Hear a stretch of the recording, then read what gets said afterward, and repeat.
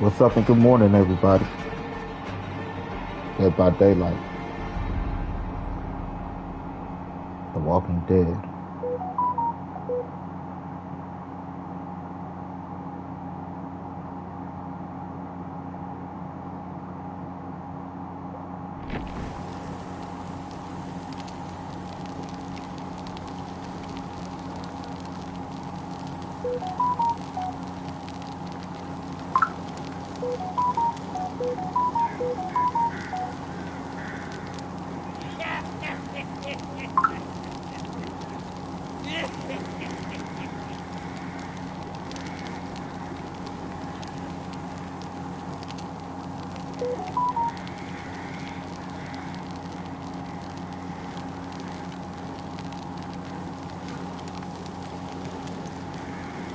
How y'all feeling today? How y'all feeling today?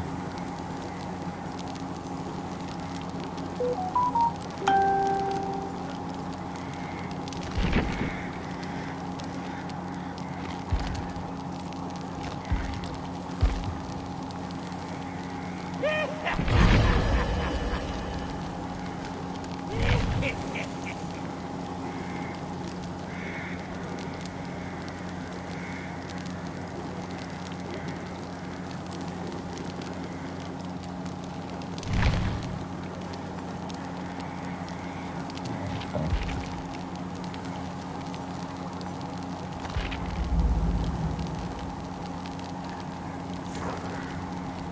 So, tis the season.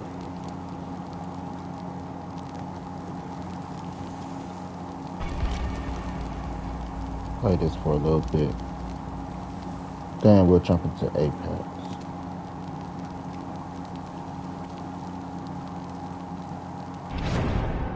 What do I mean by tis the season? Kids back in school. We can't kill it. All Best we that can good do is stuff. escape and blow this place to hell. So, for most multiplayer games, to play during the day, don't have to worry about that. But that's why I love games that do it right.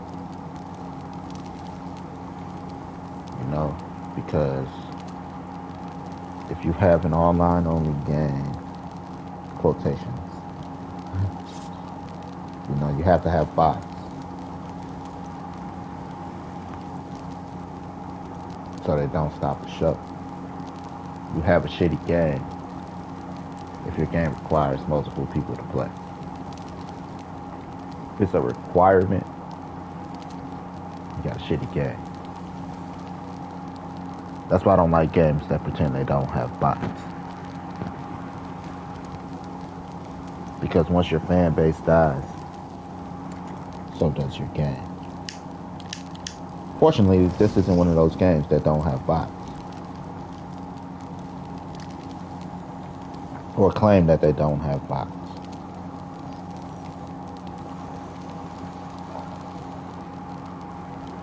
So I can still enjoy it.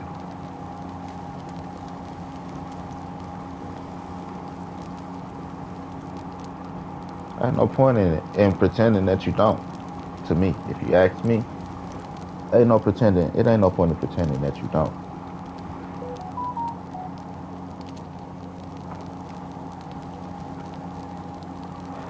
Because your game can't survive without them. End of the day.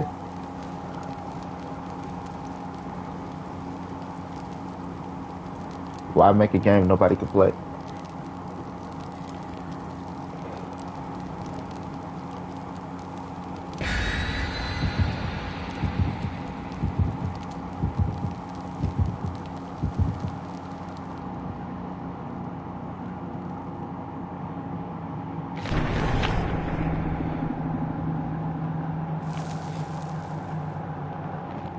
So it's me, the D-O-double-G.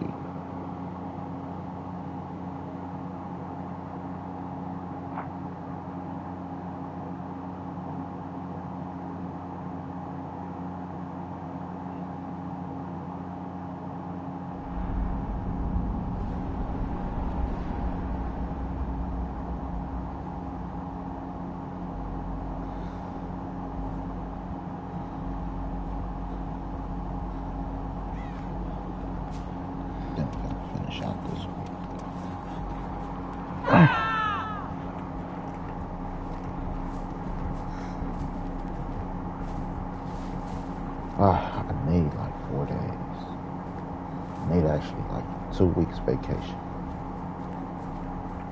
where I could just game, not worry about nothing. I need to finish. I want to finish up Tiny Tina's Wonderland. I want to finish up Borderlands 3. I haven't finished that either.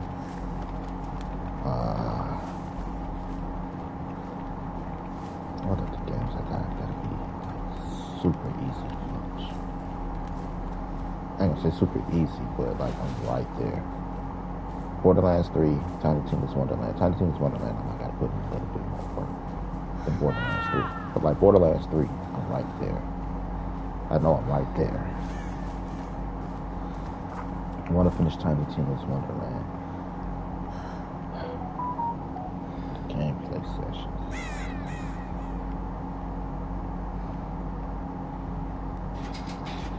They're gonna be intense sessions. They gotta be like 12-hour sessions. You know, I need a week of it. You know, I pay the bills. There's so much going on in the scene. I got Dragon Ball Z content I'm creating. Dragon Ball Sparking content I'm creating. Wow. Like the next episode of my Dragon Ball Z Sparking. Like the custom battles episode, not the streaming episode.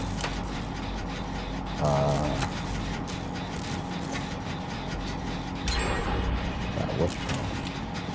There's Bardock and Trunks. They're training. Future Trunks and Bardock are training. With Cybermen that they got from a version of Gohan throughout the time machine. It hits them. They hit a new timeline. They're like, oh shit. Trunks thought about it. Wait. I should see if this timeline has my mother in it. So they go to Capsule Corp. And it's a Boma. What's up? Hey, I'm your kid from the future somewhere, from a timeline.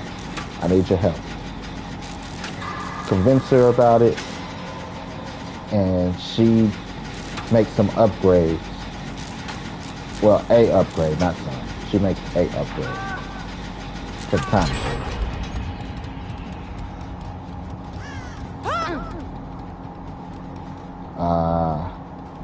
While they wait on her to make the upgrade for the time machine, they train. And we get to see Bardock's first transformation. Bardock's first transformation is the Azuri form.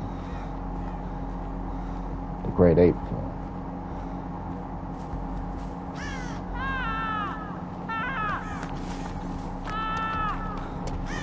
His second transformation, we're going to turn him into Raditz, I think. His third transformation is going to be the Golden Azuri form from GT. And then his final transformation, right? Bardock Azuri.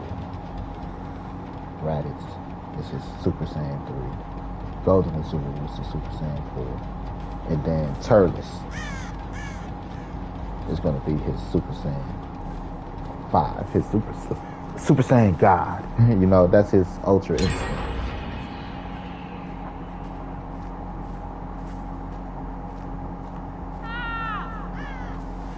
So as Bardock as a character, that's his level of progression in my Dragon Ball Sparking timeline. We're following Future Trunks. Future Trunks is our star. He's the one protected by Platon. It's things that must have happened. Future Trunks must have had a flash point paradox type of adventure. He jumped one timeline, goes into another, it's the wrong one. Like, how many versions of Goku do you think Trunks ran into before he found the one he was supposed to give the heart medication to? Because the time, he can't go through time. He has to jump through multiple dimensions. You know what I mean? That's why we had blue hair Trunks versus pink hair Trunks and Super. Different timeline, different dimension, Trunks jumping through a different dimension.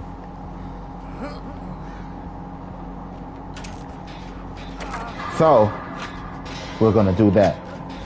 I've already established our bad guy team. It's the 5 demons. There are these 5 demons from the demon realm, from a demon dimension.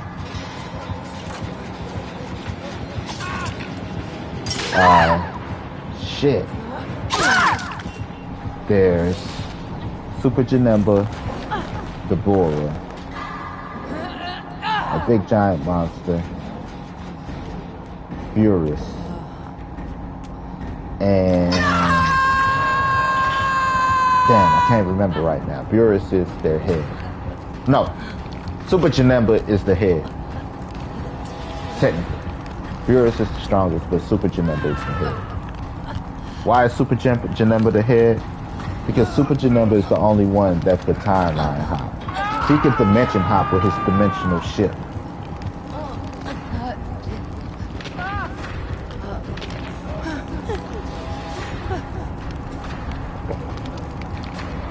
He's literally Kuwabara, who has a sword that can rip through multiple dimensions. And that's why Super Janemba is the one that's their vessel to chase Bardock and Trunks throughout the timeline.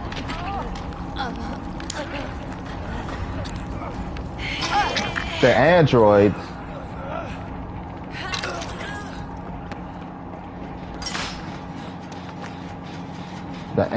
in this case, shit, Metal Cooler and Mecha Frieza. Mecha Frieza and Metal Cooler were killed during the Namekian story arc, where our heroes, Goku, Vegeta, Future Trunks, and Ultimate Gohan, they go to Namek to free the Namekians from Frieza's tyranny.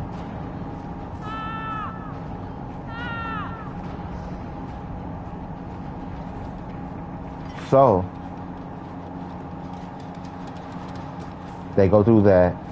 That's when Future Gohan loses his arm. Ultimate Gohan, he loses his arms and becomes Future Gohan. At this point, none of them can go Super Saiyan.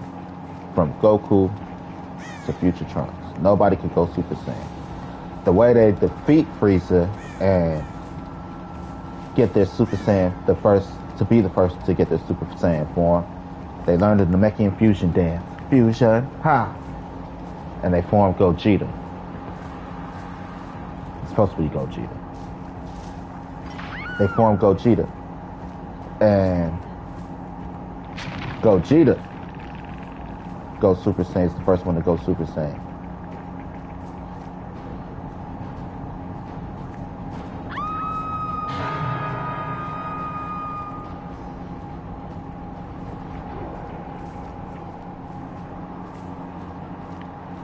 And then, you know, Vegeta, he's the one like, we gotta get stronger.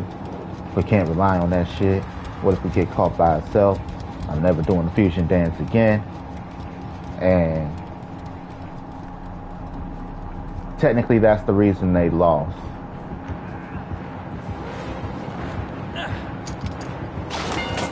To Frieza.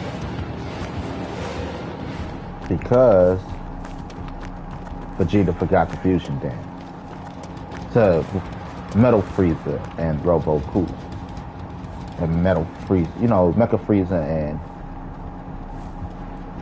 Metal Cool. Because Vegeta forgot the fusion dance. Like, we need to fuse. fucked up.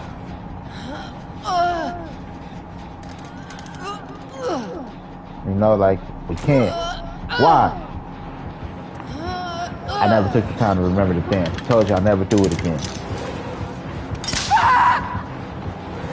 And they lose. Now that's after another story arc though. Because while that happened, there's 2 story arcs going on at the same time with that. To be like Trunks' timeline, to create a timeline for Trunks. Future Trunks, even though Future Trunks is on his own adventure. So, Vegeta and Goku, while they weren't on the planet when everybody else got killed off, Gohan, Piccolo, the rest of the team, they weren't on planet because they were in the battle with the gods. In this universe, the battle of the gods, the North Kai, which is going to be, one version of Shenron, the dragon from GT, that's going to be their North Kai. The North Kai, he called them up, hey guys, I need your fucking help. You're the best in the galaxy, in the North Galaxy. The evil West Kai is trying to take over the East Kai spot. The North, South, and the East Kai, they all join forces to battle the evil West Kai, who's trying to take over the East. So they needed Goku and Vegeta off planet to fight in the battle of the gods.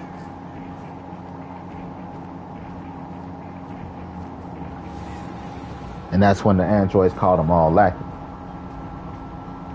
Gohan was the first to die.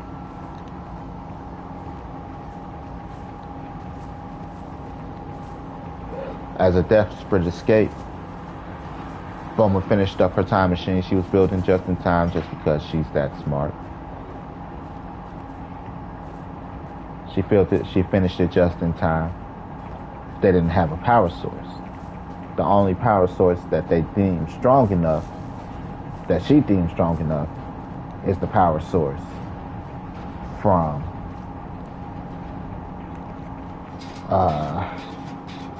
the androids.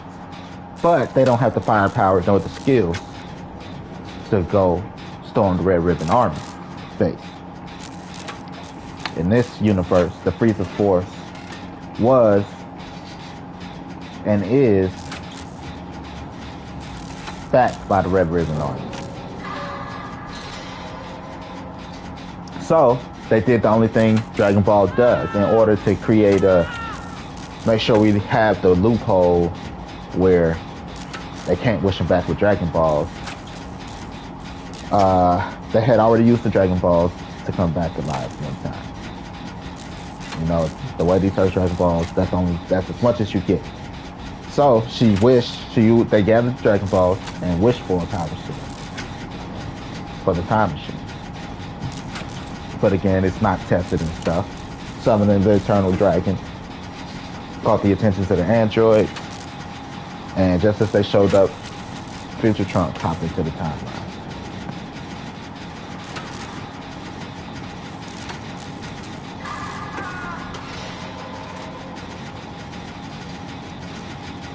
Why they just didn't wish the androids away?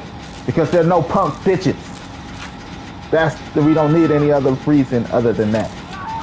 They're not punk bitches. That's not how they operate.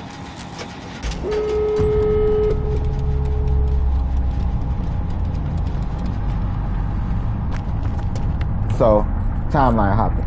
Future Trunks timeline team, his main cast, the cast of the show, ends up as Future Trunks, Bardock,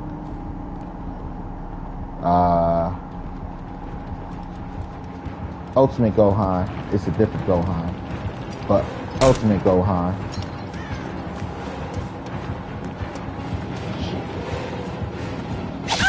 What type of bullshit with speed?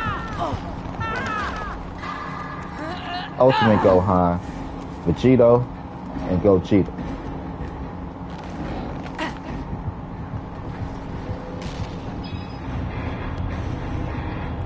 That's their team.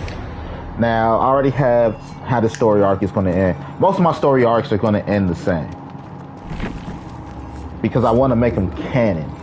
So my goal is to tie it into the canon, right? And the way I'm going to tie it into the canon is Tournament of Power. Where the hell are we? All universes had the chance to represent themselves in the Tournament of Power. In good old tournament fashion, you know, you got your prelims and all of that stuff. I have a universe right now. It's the Yamcha universe, where Yamcha is our main character. But all the universes, they have a chance to represent themselves in the Tournament of Power. Before we hit the main Tournament of Power, which is canon and super, these universes get eliminated in the prelims. The only reason that Universe 7 has the plug to skip the prelims is because Goku is cool with Zeno. That's why they didn't have to go through any prelims. He's cool with the motherfucker that organized the shit. Like, you guys are our star attraction. Fuck everybody else. Here's some water. Here's some money. Here's some food. Here's a training session. Like, they're the privileged kids. They grew up with white privilege.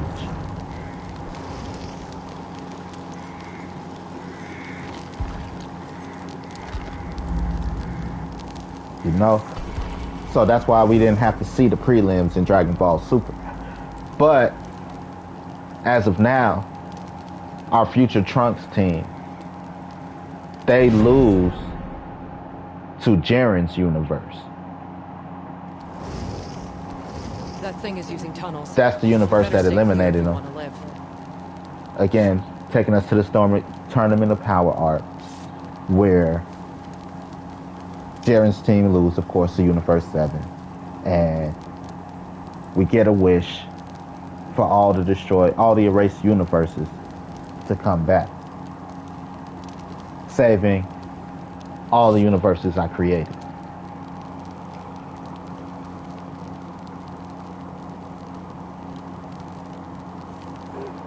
With that one wish, our universe is able to live.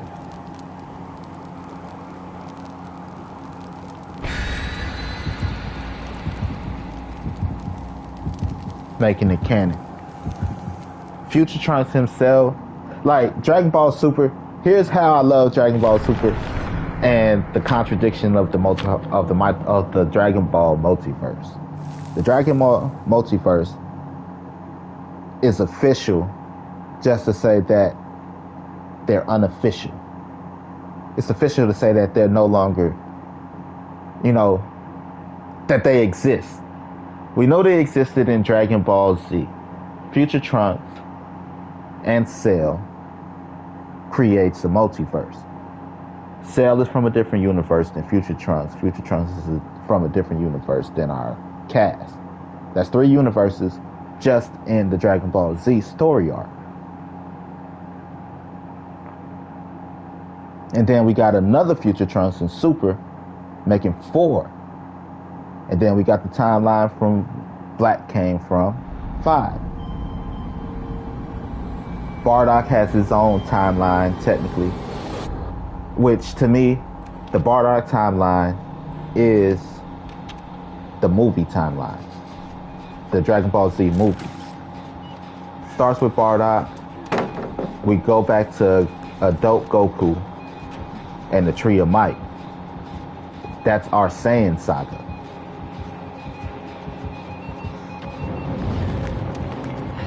You know, and then the Saiyan saga is capped off with Broly. Then they go to the next story arc. No, we're not gonna do. It's not the Saiyan saga first. Is it the same? No, I don't think it's the Saiyan saga first. It's the one with the big giant brain. That movie. But anyway, it don't matter. It creates a multiverse. In Dragon Ball Super, we have these time rings, which is multiple universes. Beerus and them destroyed the time rings. Like, fuck this shit. It don't exist anymore. But the acknowledge of its existence, saying it don't exist anymore, makes them canon. You can't officially destroy the timeline if they never officially existed. So just the fact that he destroyed those time rings, whatever they were, makes them canon. So the contradiction of it, like they don't exist, but you have to acknowledge that they exist to say they don't exist, is why I love it. Because they made it official that multiple timeline. And then they was like, right, it was like, scratch this shit. All that shit that we don't know, like the speculations. That's why they did it. So they could make a more definitive rule set. There are multiverses. That's the Tournament of Power. So they made multiple universes canon again officially.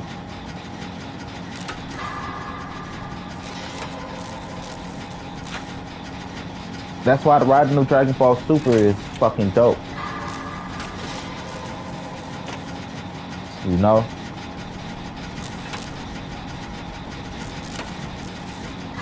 Gotta pay attention.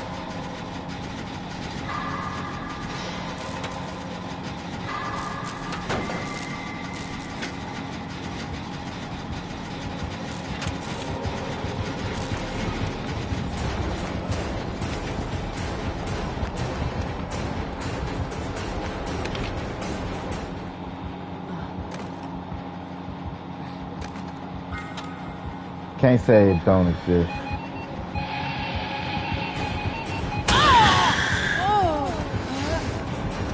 Without making it exist. You have to acknowledge its existence.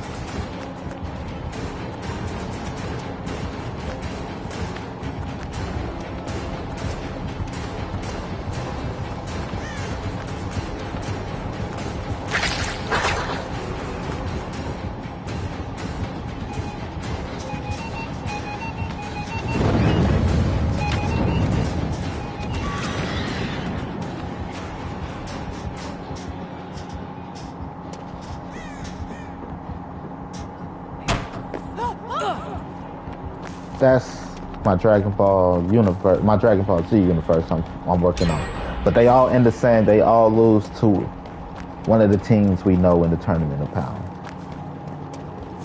And then we use the Tournament of Power wish to bring them all back to be like reruns.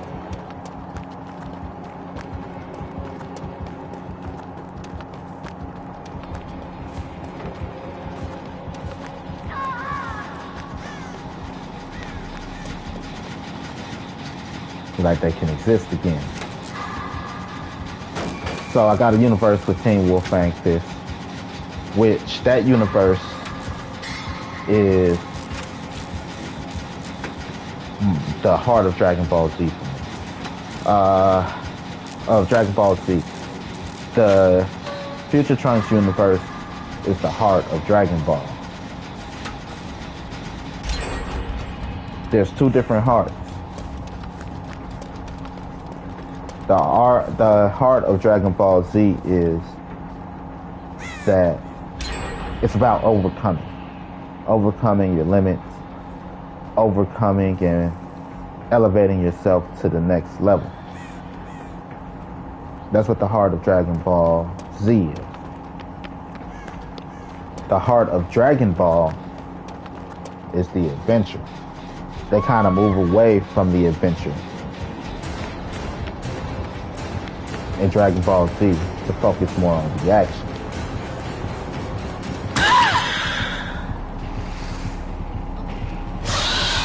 It was no longer about the adventure, no longer about searching for the Dragon Balls, because they made finding the Dragon Balls easy as fucking instant transmission everywhere. We got a Dragon Radar, got a super cool flying car. We'll be back in 2 days. Send Gohan and Oolong to go find his fucking Dragon Balls. That's how easy it became to find the Dragon Balls.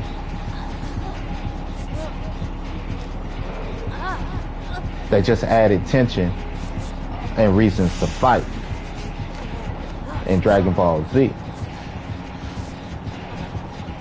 Like, what's our catalyst for the fight? Frieza, Super Saiyan. Okay. What's our next catalyst? Android. Okay, cool. What's the next catalyst? Super duper Android. Okay. And then they went again to more fight with your fools and stuff. There was no adventure. It was just layover until the next fight. Until the next climactic fight. Because there was training and stuff in between. Dragon Ball is the heart of the adventure. So the adventure is going through the timeline. Forming a team. Stuff like that. Dragon Ball GT heart is all about the fans. To be 100.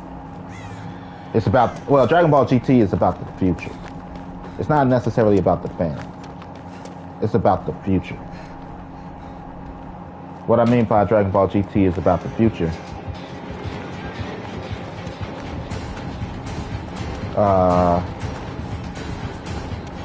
We go back to Kid Goku. Dragon Ball Z, they were trying to, like, we need a star for the future. Gohan is that star for the future. Right? And then the question arose. The question is, can we have a Dragon Ball Z without Goku as our star? Their answer was fuck no. So, in order to have a new generation of kids grow up with Goku, we need to turn Goku into a kid. Which at the end of the day turns into Hunter by Hunter, Hunter x Hunter, however you say it. Rengoku. Is that Demon Slayer? No. It's either Hunter x Hunter or... Right, it's not Demon Slayer. Right. To have a Kid Goku die is Kid Goku.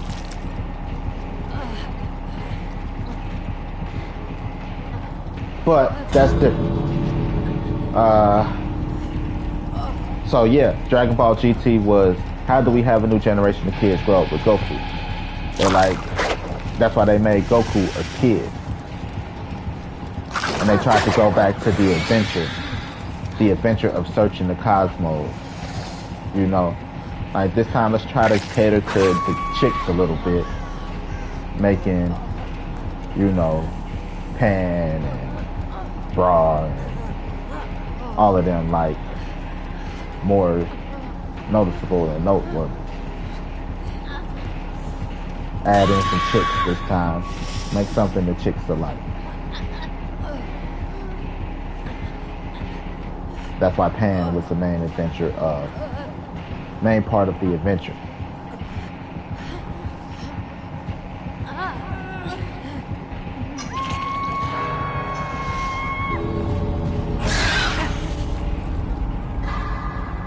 So it was for the future. They like, as you can see, we got horrible results when we did that shit.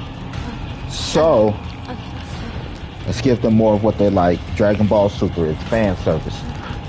They like, let's give them Dragon Ball Z fan service while trying to add on to the Dragon Ball Z canon, to the Dragon Ball Z lore. Therefore, they fleshed it out a little bit. Gods of Destruction. You know, they already have Kais, which are gods and stuff. They got angels, Gods of Destruction.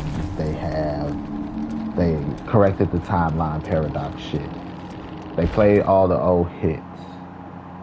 You know, Frieza, Cell came back for a brief second.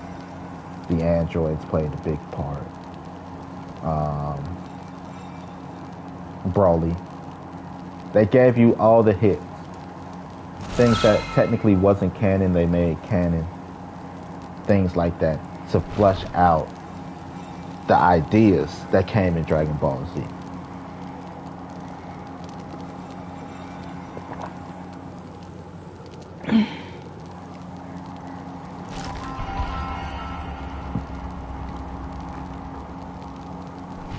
So, my Yamcha universe, again, is the heart of Dragon Ball Z. Limits, overcoming limits, etc. Now, for the most part,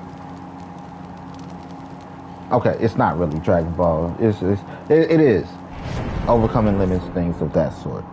Now, the goal of my Yamcha universe is, again, I'm going to create a tear in your brain. Yamcha right now is technically the weakest member of the Z-Cast. Why? Because Yamcha chose to retire. He retired, he used all his athleticism and skills to go play sports. Right? In Dragon Ball Z, the canon we know. Now we're at a point where you got gods of destruction, Super Saiyan gods and stuff. And it's like, oh, Yamcha's too far gone to be a main character anymore. And I disagree. Yamcha, Tien, Krillin are all going to get power-ups. Now, I want them to be like, oh, okay, I can see why they can still be a part of the main cast. Because Tien and Krillin got, like, Krillin's there sometimes. Tien got pushed out by Piccolo. We got Piccolo, we don't need Tien. So they don't get character development like they should. But the question I really want to propose in people's minds or make you think, can Yamcha become that strong? Yes. If Goku and Vegeta could train to be as strong as Whis and Beerus, to be on that level, given their power level different, the time difference, the space difference in between power levels. That's canon. Between Beerus, Whis, Goku, and Vegeta. Goku and Vegeta is fucking Tien and Krillin, Tien and Yamcha, compared, you know, to Beerus and Whis. If they could train to become that strong, Yamcha, Tien, Krillin could train to become as strong as Goku and Vegeta. That's my argument. If you tell me no, it's impossible, power level's too vast, the time and space is too different, then Goku and Vegeta can never beat Whis and Beerus.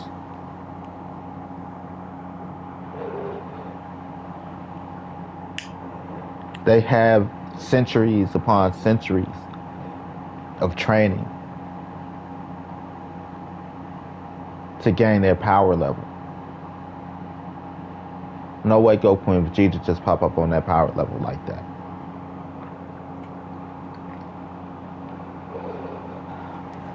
Not without their best trainer ever, plot convenience, plot armor. So we give them plot armor. The cast is Yamcha, Tien, Krillin, Gotenks, and Broly. All characters that need character development. They all have that one thing in common. They're set to the side for our main team.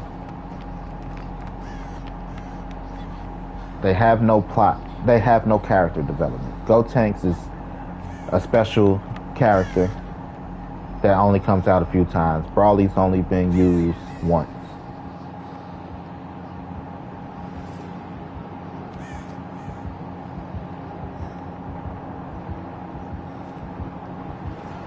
So they need power. They need character development. That's why that's my squad. Goten and Trunks are, in this universe, they are the kids. They are the kids, the reigning kids champs, and they have at least 2 mixed division championships under their belt. Master Roshi is their trainer. Master Roshi is one of the 4 horsemen of martial arts.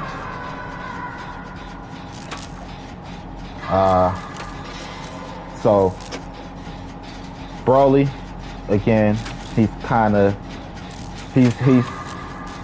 taught him and his brother Broly, his twin brother Broly, because I'm gonna use both Brolys, Super and Z Brolys. They're twins. They were both trained by one of the, what did I call them? I think the new gen or something like that. It was something cool. I forgot the name. They are trained by one of the new brood. They're trained by the new brood, one of the new brood. The new brood is the new 4 horsemen of the apocalypse. Not of the apocalypse, of martial arts. Master Roshi, King Cold, Elder Namekian, and Hercule. They are the 4 horsemen of martial arts. Videl is one of the new ones. She's the legacy kid. So, being Hercule's daughter, she is now one of the 4 horsemen of martial arts, called the New Gen. I think it's New Gen or the New Brood.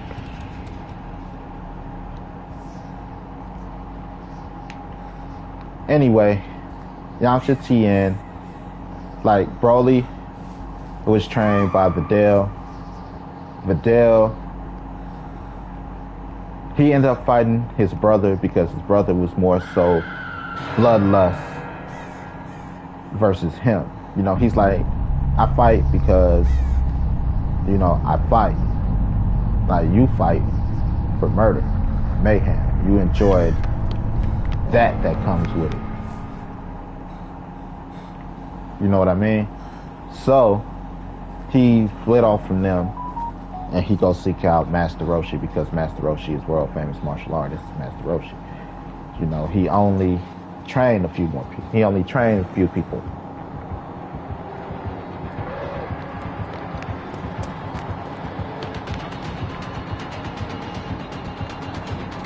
Master Roshi, after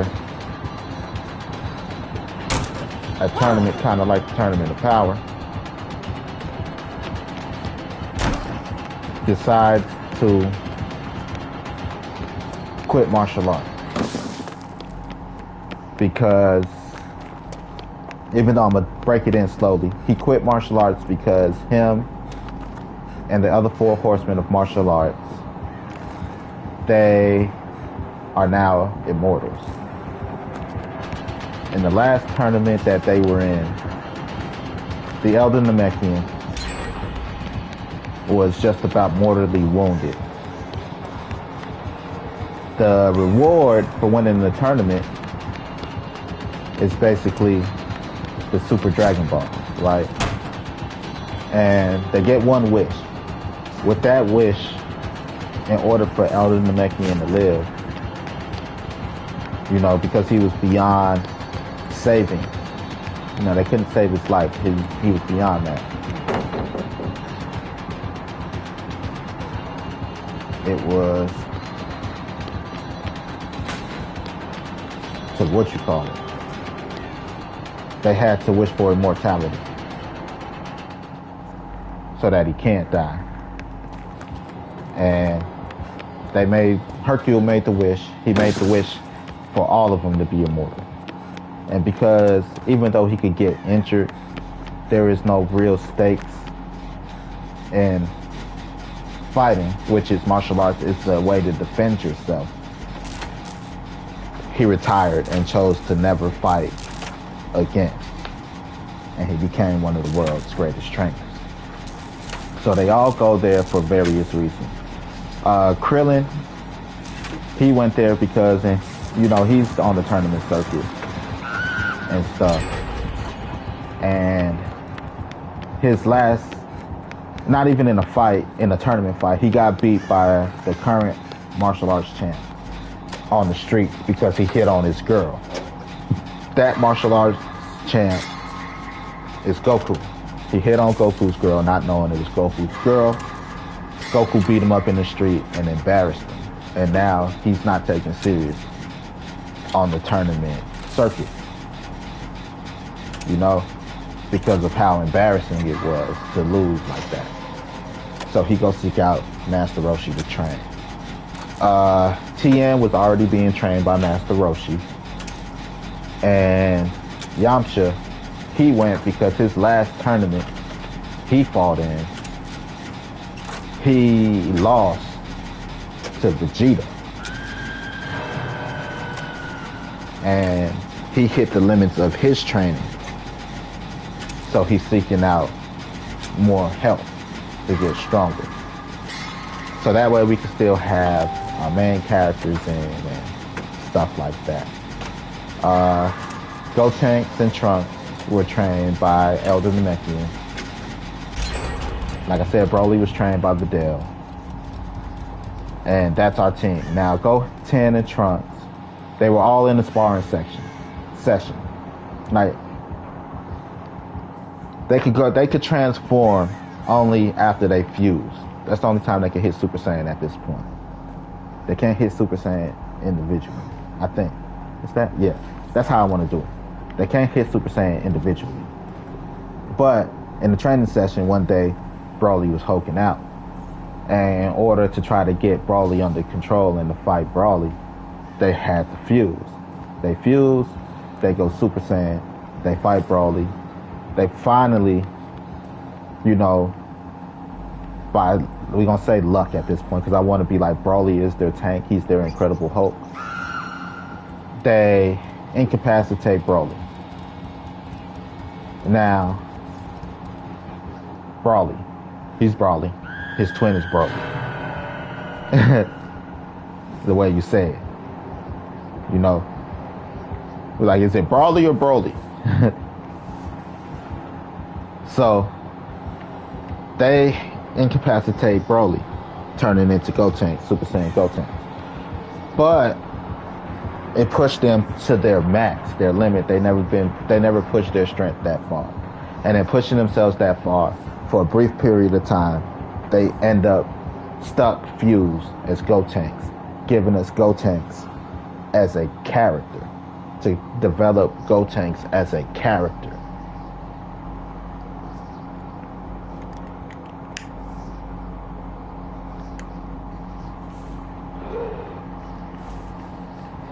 Their goal.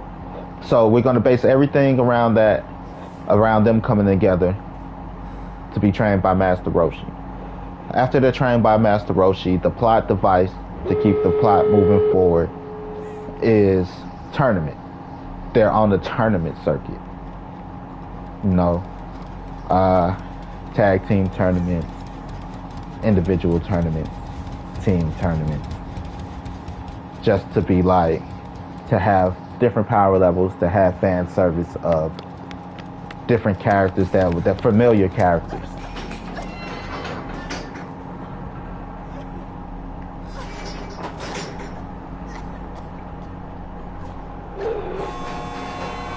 And that team go to the tournament, get invited to represent their universe in the Tournament of Power. And in the Tournament of Power prelims, they lose to Future Trunks team. Why? Because Yamcha is our Goku. He pulled the Goku. In his eyes, the only way for his universe to survive is to lose to Future Trunks. Why? Because Future Trunks is fighting to save universes, to save the multiverse.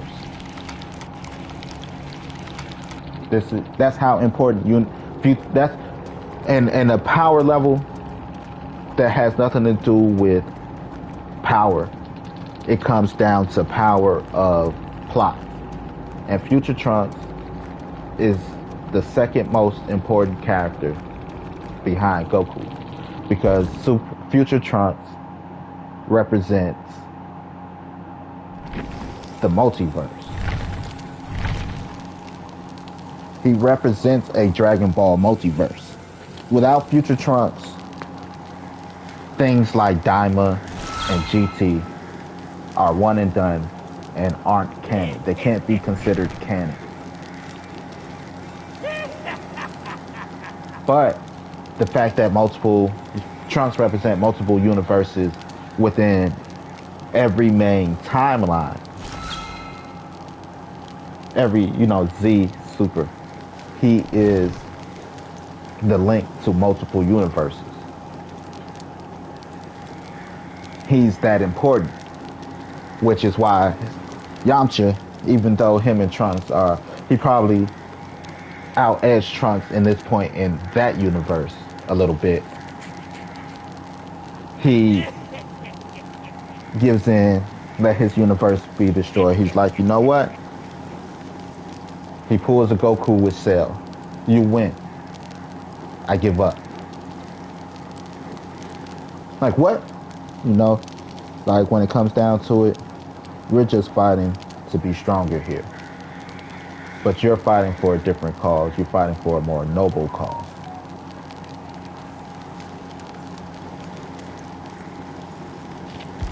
You're fighting for a more noble cause.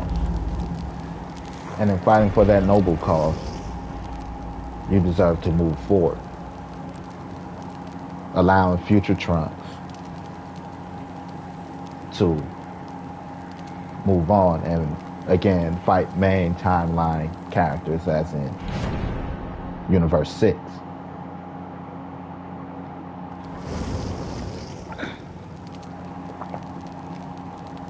So at the end of that story arc, we do like a snippet of the end of the Future Trunks story arc where he loses to Jiren, and then we jump into time where they lose to the Dragon Ball Super Universe and the wish being made, bringing back all the universes, which in essence, Yamcha saves the universe.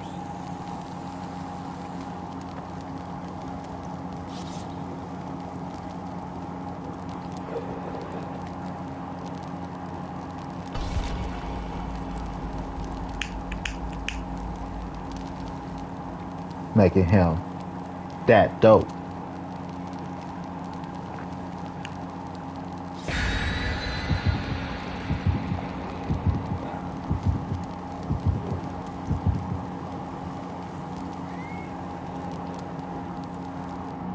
No.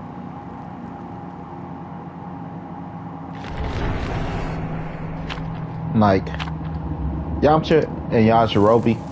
Technically, Yajirobe represents Vegeta in the universe. If we're doing like everybody, let's say everybody's a branch of a main character, a main cast. Yamcha, Goku killed Yamcha. Vegeta didn't kill Yamcha. Goku killed Yamcha. If you must know. Vegeta killed Krillin. If you must know. When it comes down to timeline, original timeline, they killed each other. They killed, like, Goku killed Yamcha because Yamcha as a character, he looked too similar to Goku.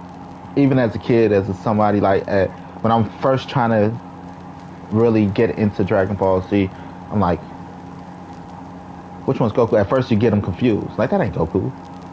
Goku don't have long hair. You get what I'm saying? So they were too similar in look. Goku's the main character. Yamcha, sit your ass down. Who the fuck you thought you was? Killed Yamcha. Goku's original rival was Krillin. They tried to make Piccolo his rival. Like, you're not cool enough. Piccolo didn't pass the cool factor in order to replace Krillin as Goku's rival. Not until Vegeta came and was super cool and badass did Goku find a new rival, killing off Krillin on the show.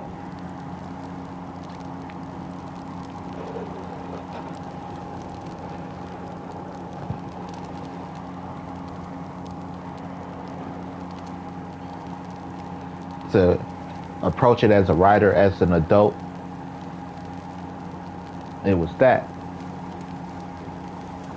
Now, they did the Goku Black story arc already, technically, when they created the evil version of Goku, aka Turles, who wasn't canon, he was just from the movie. Looks just like Goku, all that stuff, just evil.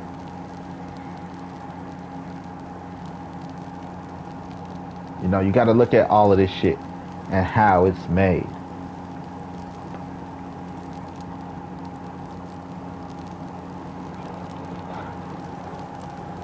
So, in order to amp up the violence in Dragon Ball Z versus Dragon Ball, because Goku's now a little bit mature, like the audience,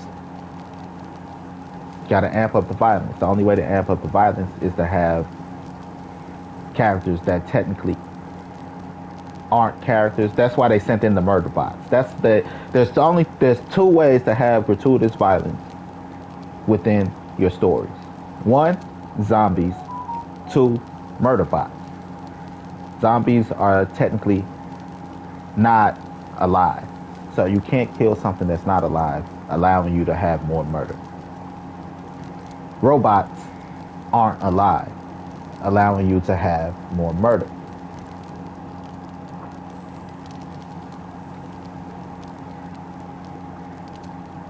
Send in the murder bot.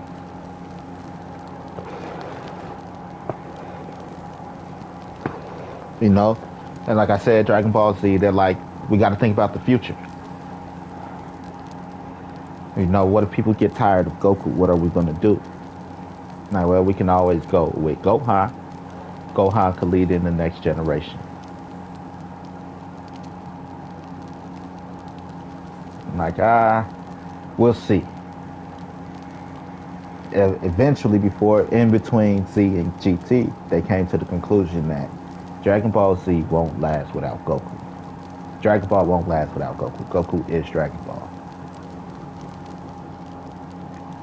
That's why you had the Future Trunks timeline, where Gohan grew up and is the main character.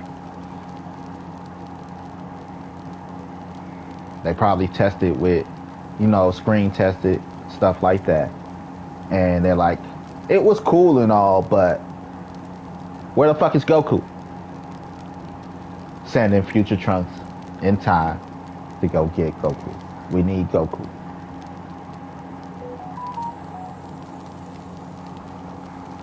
Now Dragon Ball Super is the canon behind Dragon Ball Z. Dragon Ball GT didn't exist. They're like, okay, well, we're going to reboot it. They did a soft reboot by turning Goku into a kid. I'm like, God, grow up with Goku then. Now, we don't want that shit. We grew up with Goku. We want more of the now. That's why Super is the canon behind Z.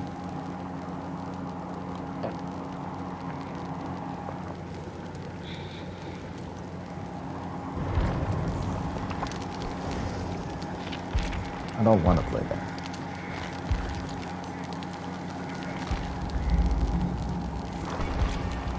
You get me? You understand me?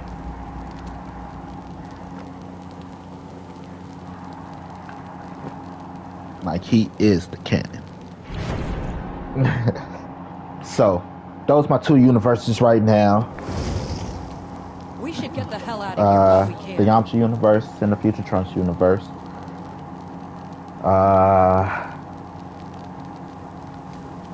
I could do another universe. It all depends. I got another universe. Actually, technically, it's called Dragon Ball Universe. But I can't do it in Dragon Ball Sparking because I need two characters. Even if they're guest characters. The two characters I need are King Vegeta and Broly's father, Paragus. I need those two in order to create this universe. The universe goes like this. We are doing a version of the Bardock universe. When I say we, whoever watches and watch me create, a version of the Bardock universe, where we watch the history of the Saiyans and the Frieza Force unfold. But in this universe, we have all our main characters, and stuff like that. Like Goku and Vegeta are best friends.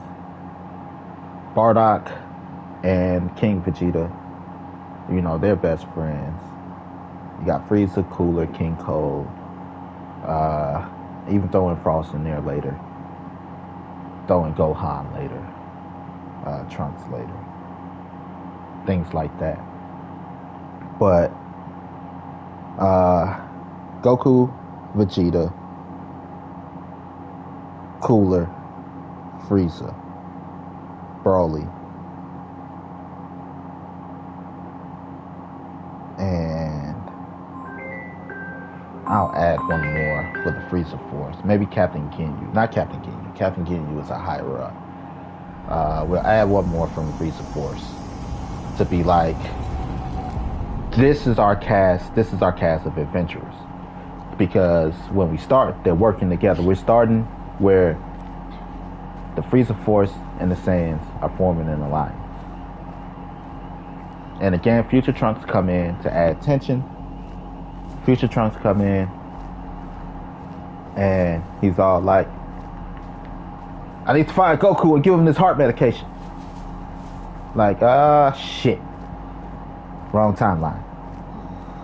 The timeline I'm from, this guy's an asshole. He's like the mega asshole. And kind of our worst enemy. Outside of those fucking androids. I hate fucking androids. And Frieza's all like, what? Me? Why? Like somewhere you got a prophecy of a Super Saiyan that is going to surpass, that's going to be the bane of your existence. And in that, you destroyed the Saiyan. You killed the Saiyan, you killed off the Saiyan race. All but these guys. And that put the thought of, what if the Saiyans do decide to turn on us in Frieza's head? Now, throughout the process, we go from King Cold and King Vegeta being the lead. Again, with Captain Ginyu as King Cold's right hand, and Bardock as King Vegeta's right hand, to them growing up, passing on the mantle, the two kings stepping down and making Cooler and Vegeta the new king, with Goku as Vegeta's right hand and Frieza as Cooler's right hand. Eventually Frieza convinced his brother that the Saiyans are getting too strong. They need to either squash them out now or find a way to become stronger. Causing the split in between the two factions. King Cold and King Vegeta, now older, decides to take back the throne from their kids and skipping a generation, making, at the end of it, Trunks and Frost the new heirs to the throne, the new ones in succession. Now, throughout the story arc, we hit all the major events. We have the Namekian Saga, where Garlic Jr. and Lord Slug represent the Namekians, and we're gonna make them kind of the bad guys, as to where, compared to the Saiyans and the Frieza Force, they run a dictatorship, and the people was tired of being under the rule of Lord Slug and Garlic Jr. Lord Slug, technically. Garlic Jr. is his right hand. So, we're going to have our Namekian Saga.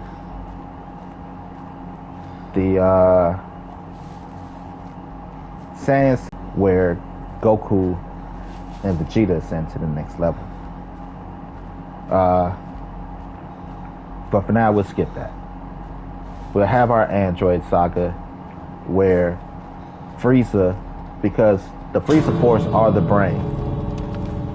You know, even though the Saiyans created the armor, the Frieza Force, when it comes to weaponry and stuff like that, the Scouters and all that shit, they created that shit. They created Metal Cooler and Mecha Frieza. Like, they're the brain, technically. They don't have the bronze of the Saiyans, but they have the brain to compete. Frieza and the Frieza Force, they create these androids to train with. And as a peace offering, or, you know, a show of good faith, they give androids to the Saiyans to train with, so everybody could become strong. Everything goes fine according to plan until Dr. Gero, which is the Red Ribbon Army, another faction that's just out there. He creates a virus that turns the androids bad.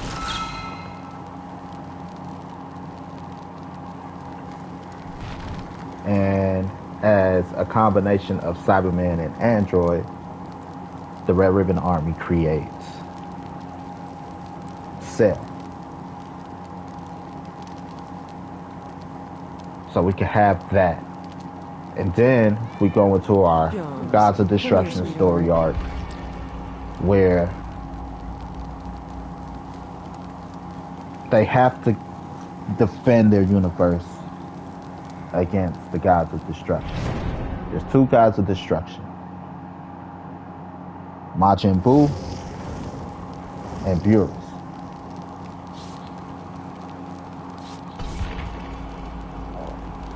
These are their Gods of Destruction.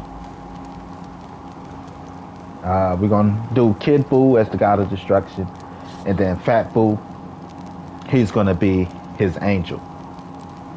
And then you got Beerus and Whis, you know, angel and God of Destruction. We're going to throw in the Truffles. The Truffles are a version of the Boos. The Truffles are a weaker version of the Boos. I like looking at the characters and abilities and shit. It just made sense. They take over the host body versus where the Boos, who are the stronger version of the Truffles, they absorb the host body and their strength. The Truffles, you know, they take over the host body, as to where the Boos take in the host body. Same abilities, just different way they're implemented.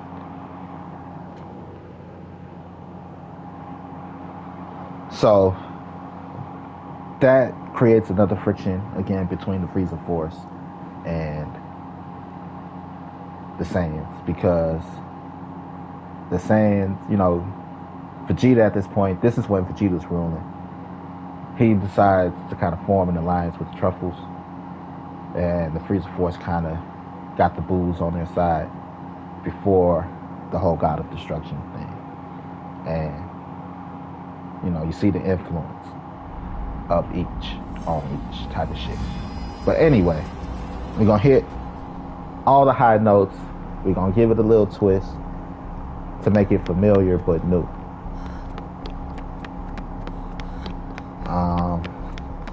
Throw in a few tournaments here and there as a friendly rivalry between the Saiyans, and the first tournament is going to be between the Ginyu Force and the Saiyans. You know, so Raditz, Nappa, Turles, Broly, and maybe Bartlett and Bardock take on the Ginyu Force. You know, Frieza, Goku, Vegeta, Cooler. They got to stay out of this. You know, it's not about the higher ups.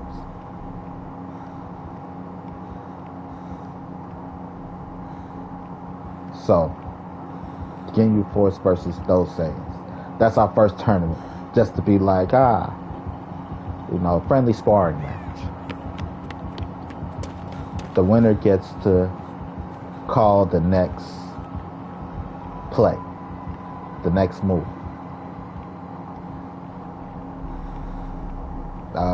One team went out. Either way, the next move is we go to Planet Namek and help out the people of Namek. They take Lord Slug out of power and they put the Elder Namekian into power. Either way, that's going to be the next move. No matter who calls it. I don't have a decided winner yet.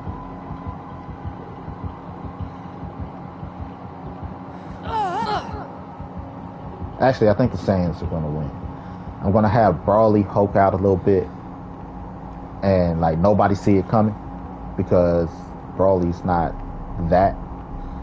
He's shut the fuck up, stand in the back and look tough. But I am tough. Yeah, sure you are, Broly. Sure you are. And then he spazzed out. Nobody saw that power level coming. Not the Saiyans, not the Frieza Force. And that's how they win.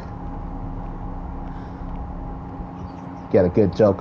Good thing this guy's on our side, right? Lord Slug don't got a chance.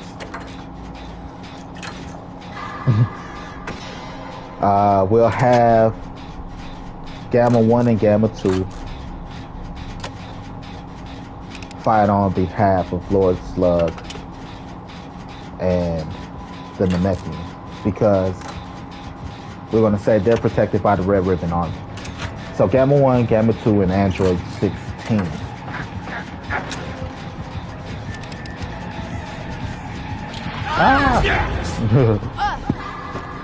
They are,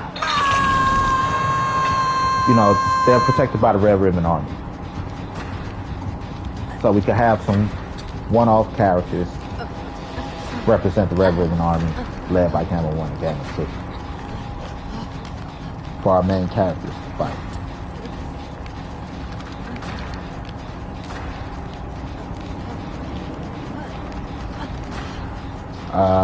So that's when they go fight the Namekian.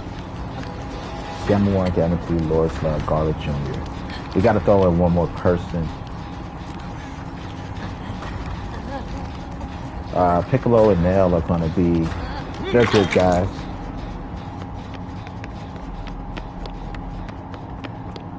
Right.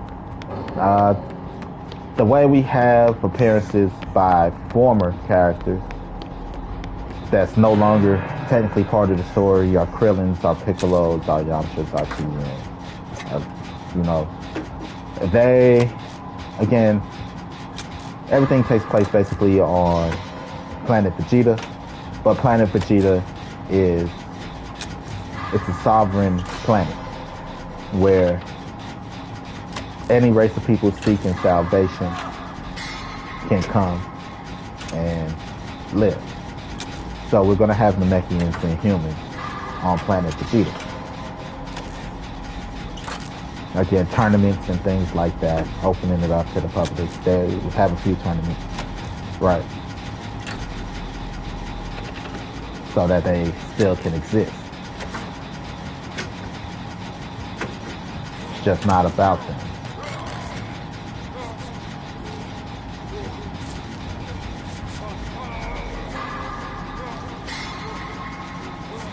Right? Because nobody cared just now before I mentioned them. Like, what about Krillin? What about Piccolo? Nobody gave a fuck. That's why they died a long time ago in the story. And official Dragon Ball Z stories, they're walking zombies, they're the walking dead.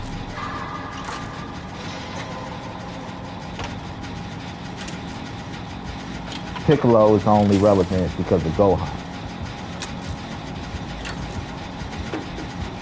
Call me a liar.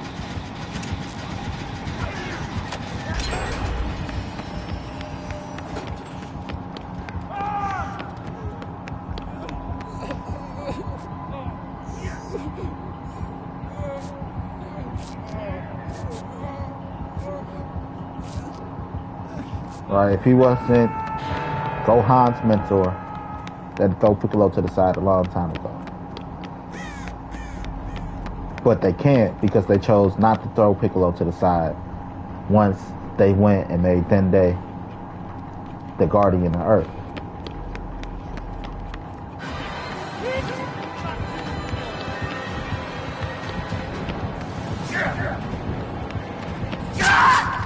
Once they decided to make Dende the guardian of Earth, they solidified Piccolo as part of the cast.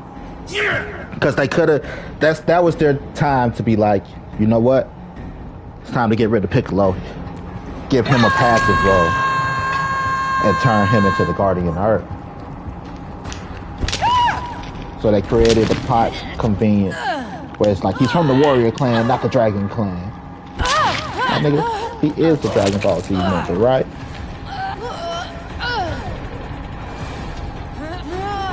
In order to save Piccolo from falling to the wayside.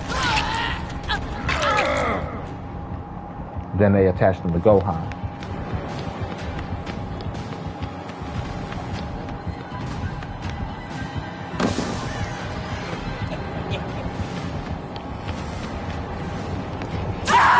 Shit. Gotcha, you dumb shit.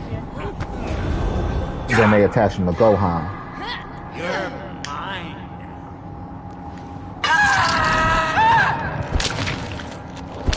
So eventually we see the breakdown of the Saiyans and, like I said, the Frieza Force. But in this universe, it's supposed to be what if the Saiyan and the Frieza Force, you know, kind of stayed as a unit or stayed together. And we're going to see a glimpse of that in the Future Trunks story arc, where Future Trunks, the first place he goes to is where he runs into the Great Saiyaman. I already created that episode. And in that universe, the Namekians, the Frieza Force, and the Saiyans all work together. The Namekians control the Dragon Ball. The Saiyans are the protectors of the galaxy, the universe. And the Frieza Force is the brain. They all live in harmony.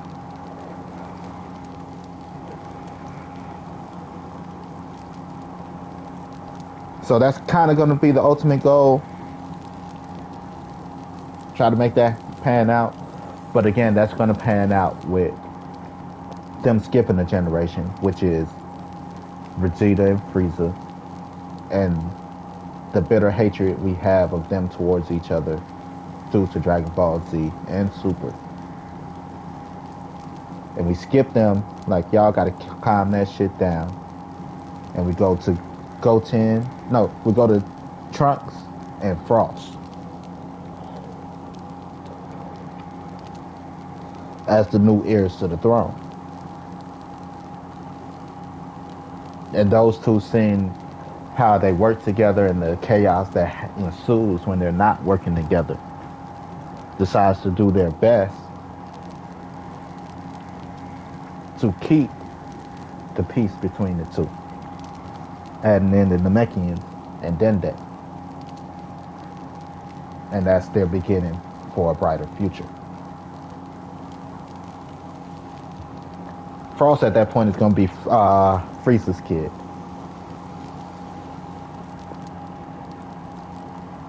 Trunks is, of course, Vegeta's kid. No, it's not going to be Trunks. It's going to be Kaba. Is it Kaba? And then Goten. Right. Kaba is going to be Trunks' kid.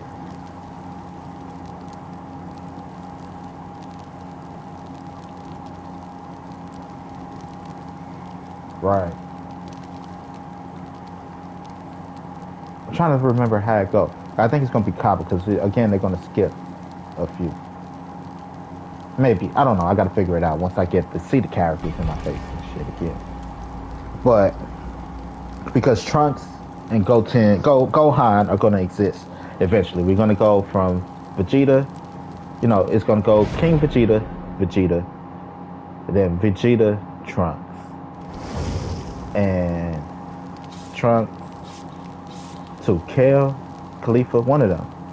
Because it's obvious which is modeled after which once you start looking at the characters together. You got the one that's, of course, Broly's kid. You know, Cabba's not necessarily Vegeta kid, though. You know, you got to look at it's one that clearly was modeled after Future Trunks. It's a chick, though. The chicks is Broly and Trunks.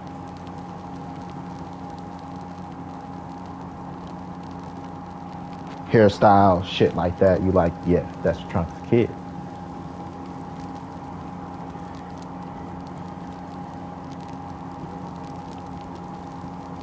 So, right, Trunks gonna have a kid, and again, King Cole, Cooler, Frieza's kid. Right, Frieza's kid gonna come later though. That's why I got Trunks' kid and Frieza's kid as the new heir.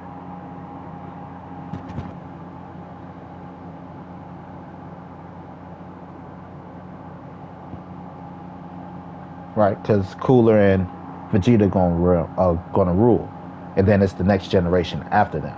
Technically, the next generation after Vegeta is Trunks, but we're gonna say Trunks is too close. You know, Trunks don't want it. He's gonna give it to the kid, and he's gonna be the kid's Paragus. He's gonna be the kid's advisor.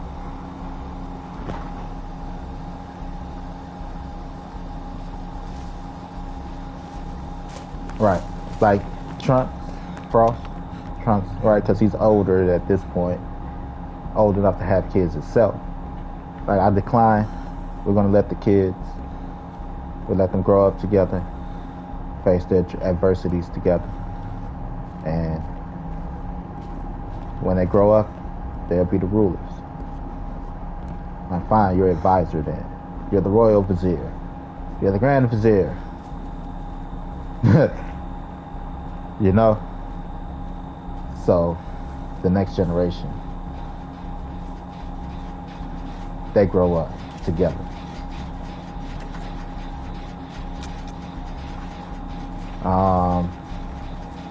Yeah. We watch that's the progression of the show, though. We watch King, you know, the next generation from King Vegeta and King Cole, Goku, Vegeta, Frost, Cooler. I'm not Frost, Frieza and Cooler. We watch them grow up to have kids, you know. And then we watch their kids, because Gohan, Frieza, Cooler's not necessarily going to have a kid. You know, he's going to create his kid. Cooler's kid is going to be Metal Cooler, in an Astro Boy kind of thing. Like, everybody's having kids, I don't have one. So I made this robot. You know? It's a learning AI program that we created. And it's made to age at this rate with the kids to learn. So right now they're on the same educational level, because it's just what you give AI the tools to learn. You know, they can't learn past this level. They have to put it all together at this level before they go, let's say elementary school, before they go to high school. They can't learn high school material yet. The AI can't learn high school material yet. They can't learn college material yet in order to mentally, quote unquote, mentally have the mentality of this. Not until it reaches this chronological age does it open its locks to learn this.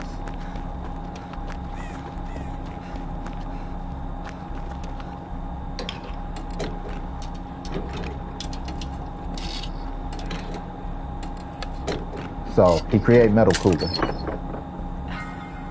Creating Metal Cooler, that's the next generation to grow up with Trunks and Gohan. And then Frieza has a kid later on, as grown Frieza with Frost.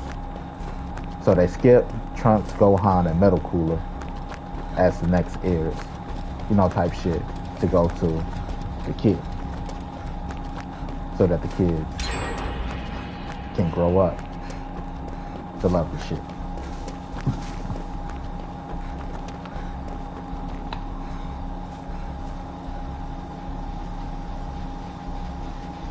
Got me? Got me. Cool.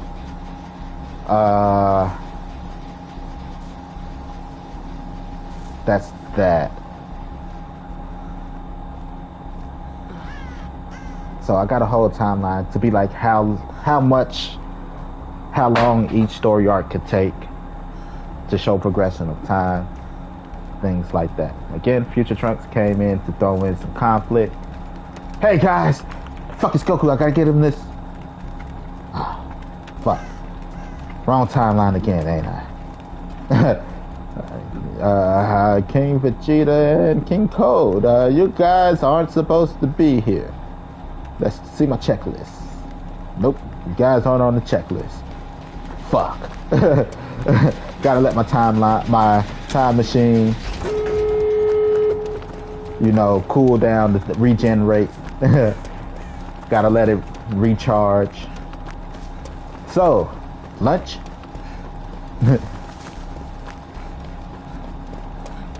As to why he can't just time hop. Eventually I solved that in my Future Trunks timeline. They, again, every few universes, they go look for Bulma. Bulma from the universe does two things. Replenish their food supply and upgrade their gear. Like, if you say you're my son, you're my son. I'm Bulma, I'm world's leading scientist. I need some DNA proof. And then because Bulma didn't have time, they eventually find a manual helping them start pinpointing timelines or at least chasing energy signatures through timelines. We'll put it like that. They trace energy signatures through timelines. They're looking for a certain energy signature. And eventually, finally find the manual so they can start pinpointing the machine to the energy signature. And then, here, they start getting better at time travel with the time machine each time they meet a Bulma. Like here, we get rid of your cooldown rate. It no longer takes 10 minutes, it takes 5 minutes. I also expanded because I added a room on the time machine. First is gravity training. Then they added a room on the time machine that works like the void in space of the hyperbolic time chamber. Time don't necessarily exist in the place where time don't exist because they do a lot of training during the travel in between universes. So it's like a car ride. You know how Goku had his space training? In between universes, they travel like that. So they have time to train. Sometimes. That's eventually. Right now, they have to train at each location they arrive to.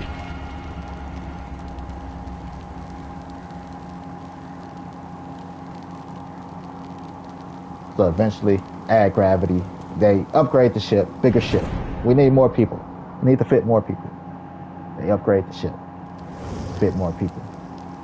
Then that ship, they add gravity training. And we reach the limit of that. Here's this. Here's this, but here's how it works. You only have XYZ amount of time. That time is created by the energy exerted in order to travel to the next timeline type thing. So if it only takes 10% of the machine's energy, you got like, we're going to say 10 days, right? Nah, we ain't going to do that. You got, right, 10%, the percentage of the machine. 10% equals an hour. Then I'll break down how much an hour actually, works. So we got 24 hours in a day. Let's do some math. Calculator. 24 hours in a day times 365 days equals 8,760 days, right? No, I fucked up already. 60 minutes equals 24 hours, right? So 60 times 24 equals 1440, 1,440 minutes in 24 hours. Now, we got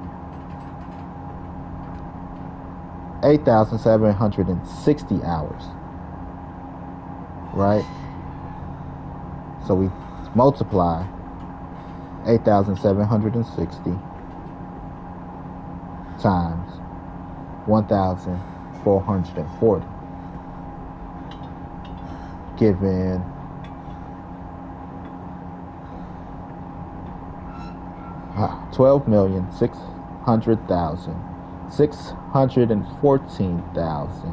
614,400 minutes total for a year, right? So we have to figure out 10% of that.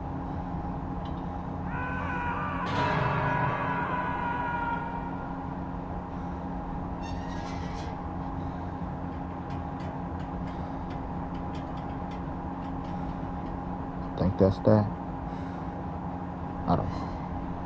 I'm horrible when it comes to percentage. So 10% of that, right, is the timeline, the number of minutes and hours they have to train.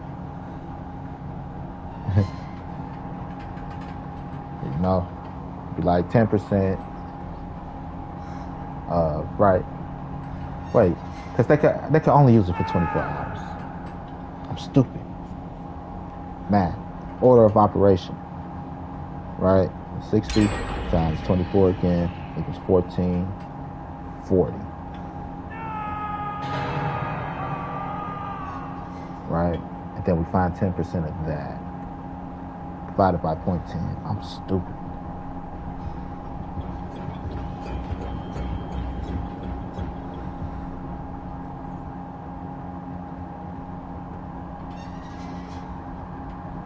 That don't look right.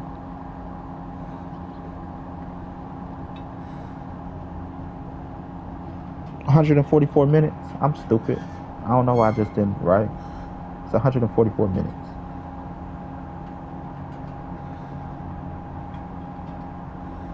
I think. I'm stupid. Which is 2.4 hours. They have 2.4 hours, right? 10% of 24 is about that. I'm stupid. Oh, why am I so stupid? But they got like 20 minutes type shit to train at 10%. Gonna say, right? To be 24 hours. 2.4 hours. They got 2.4 hours to train. 2 hours and 40 minutes at 10%. At their max, they have 144 minutes to train. 100% of the machine hours.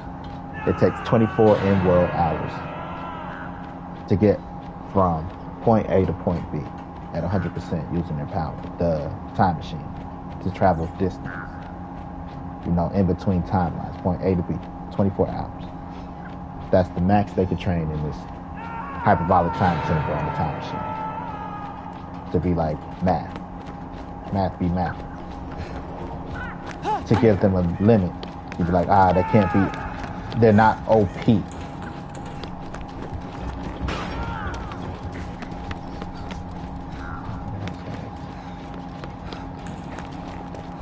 That's not good. So they're not OP, and we don't have to create a super ridiculous power skill. What's up, Toyzo?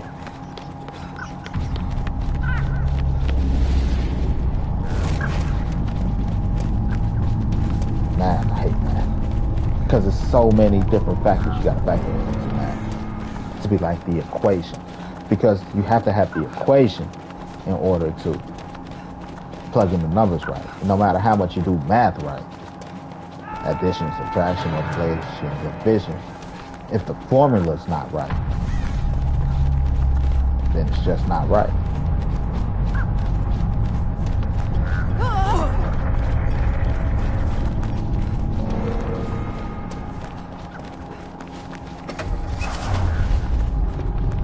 I'll take the risk.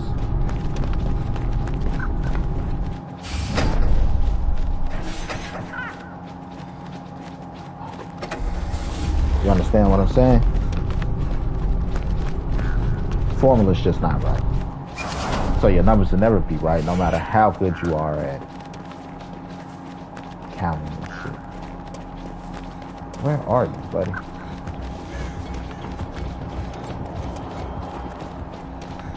What's going down there?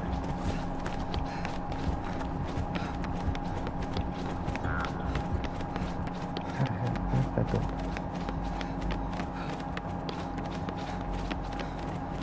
Right? You can add, you can subtract. That's like people that use the impediments thing where it don't need to be. Parentheses, exponents, multiplication, division, subtraction. Multiplication, wait. Parentheses, exponents, division, multiplication, addition, subtraction. Like, if you don't have all of those things, then you can't use the formula. You have to have all those things to use the formula. That's why that's the formula. So when people try to add it in places it don't belong, it pisses me off. Like, there's instances where they're teaching you the formula where they're like, what's missing type shit. But you need the you need it all to do the formula. If you don't have any parentheses, how can you use the formula? Have no exponents, how can you use the formula? Have no multiplication. You know, now multiplication is a little different, but you know, you need them all to do the formula. That's why some people can have the Krabby-Patty formula and not understand it. He tell you the Krabby-Patty formula all the time. Money. Money, money, money, money, money. He got money to throw into the Krusty Krab.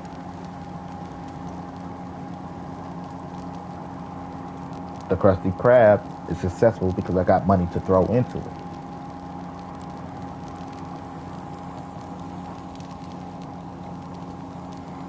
I gotta pee.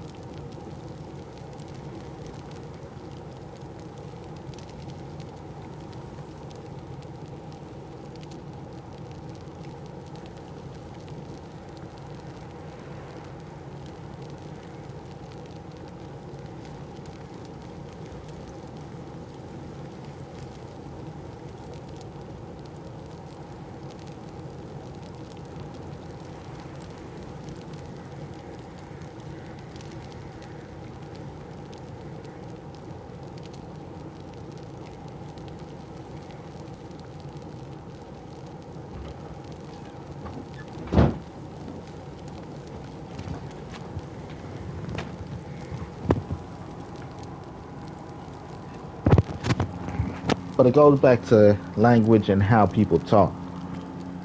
You know, in order to understand the math equation, you have to understand how it's dictated. That's why parentheses are used. If I say, what's 2 plus 2 times 1 minus 5 times 2? Like, well, 2 plus 2 is 4 times 1 is 2. Minus 5 is minus 1 plus 4 is 3. But what if I say what's 2 plus 1 times 1 plus 5 times 2? Now I got two things in parentheses. I got two parts of the equation in parentheses.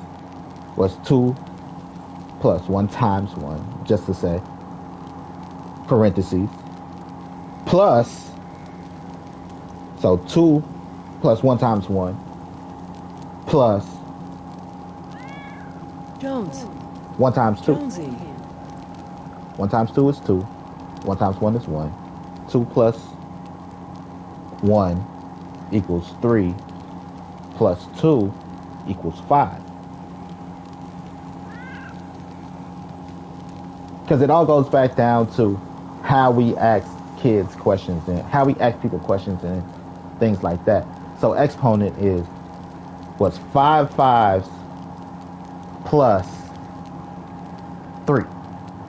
So I have, 5, 10, 15, 20, 25 plus 3. 28. To understand the problem, you have to understand how to read it. Reading is fundamental. Jonesy.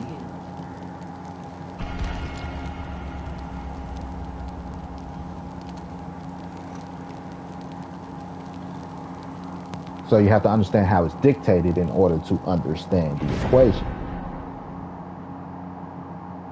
Right, what's 1 plus 1 plus 1 plus 1 plus 1? Start off like that, right? You start off with two numbers. What's 1 plus 1? 2. It's 2 plus 2. 4. What's 4 plus 3? Right? Then to complicate them, well, what's 1 plus 2 plus 3?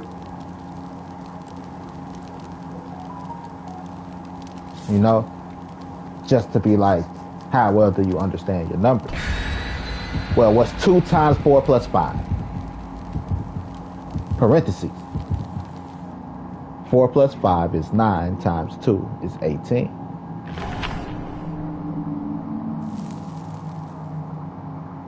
Well, right, 5 exponents you're supposed to multiply.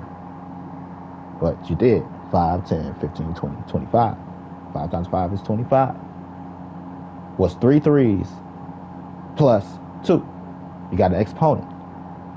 3, 6, 9 plus 2 is 11. Parentheses and exponents. So instead of putting the 3 times 3 times 3 as one equation, they put it as exponents. You got 5 threes. Then this, which is why you have to do the exponents first. If I wanted to get rid of the exponents, I just do 5 times 5 times 5 times 5. 5 times 5 times 5 times 5 times 5 times 5 times 5 times 5. And parentheses to be like, that's one equation. Or 5 plus, not times, 5 plus. So you have to understand the equation in order to understand the answer.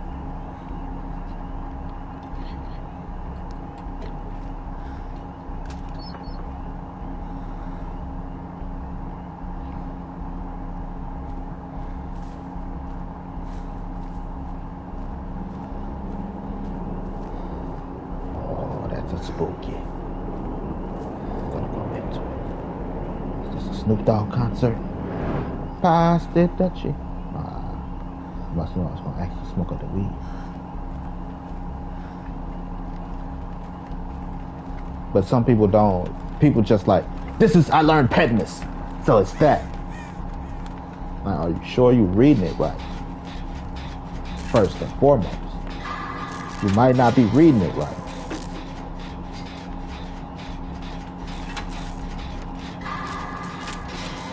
Because I know I'm not stupid, you know.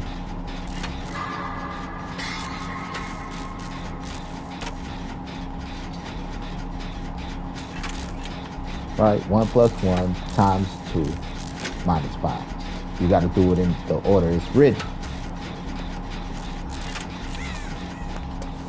It's not 1 times, 2. 1 plus 1 plus 2 times 5, right?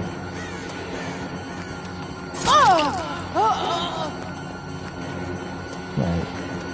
It's just kind of clean cut.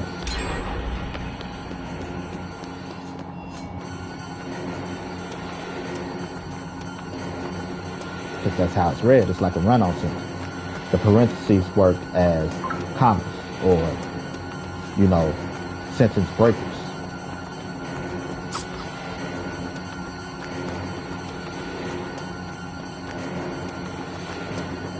Like pauses. This, and then this, and then this.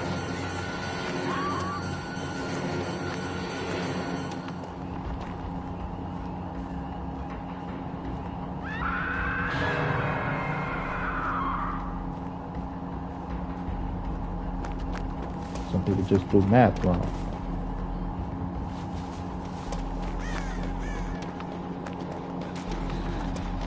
Where everybody want to throw Katniss into everything. It's what I learned.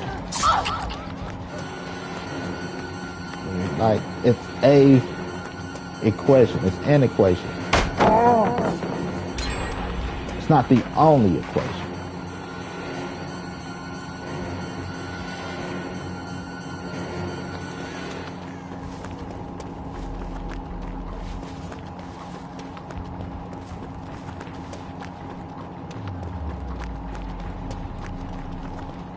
Right? Have you said it out loud? Or did you just say it in your head? Did you read it out loud? And you didn't read it out loud.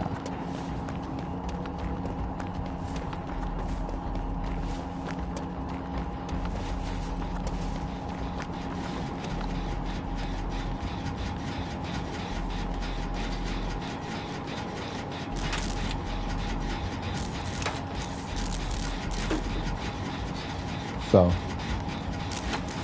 it's just things like that, right? I don't know how I got there. But yeah. Like, what's the Krabby Patty formula, Mr. Krab? Never get me formula. Money. If you want the formula, give him some money. They're gonna tell you the formula is money. Money, money, money, money. For Mr. Krabs, for that to be his formula for everything, how do we not expect that to be the Krabby Patty formula? We sell quality meat. We put a little bit more money in to bring in more money. It's like a Baconator versus a Big Mac.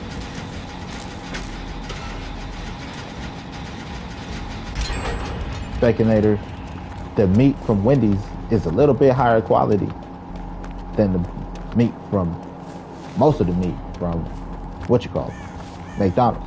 It's better quality than all of the meat from Burger King. Money. Higher quality meat, better product, we charge more money. Because we got a better product, even though it's a little bit more expensive, people will still come. Because we got a higher quality product. It's that simple.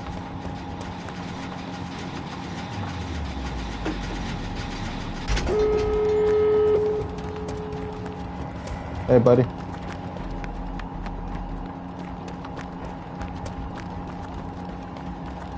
That simple. Money. Money, money, money, money, money. That's all Mr. Krabs' formula to life is. Money.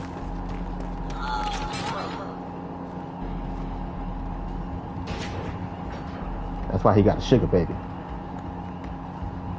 I mean, his daughter. drive some of the best cars, all that shit, right? Money. That's his formula to everything. It's not hard to figure out Mr. Krabs' formula. You want the Krabby Patty formula, give him some money. He gonna tell you it costs money to make money. Like really, that's the formula. Yep. If I made peanut butter jelly sandwiches, I'll make the best peanut butter and jelly sandwiches. Why? Because we're gonna import the finest grapes from France. We're gonna get the finest peanuts from India. The finest bread from around the corner. To give it that cheap look. Lucky Star. Now we make the world's best peanut butter and jelly sandwiches because we got the best grapes. We got the best, we got the best jelly from the best grapes, and we got the best peanuts. Peanut butter from the best peanuts. Money, higher quality. We could charge a little bit extra for a peanut butter and jelly sandwich because we got to import our shit, type shit.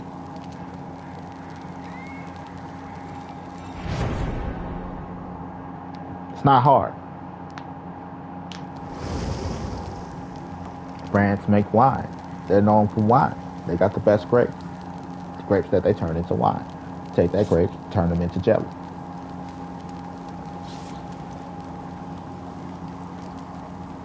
India, the elephant is sacred. Elephants love peanuts. So the best peanuts come from India.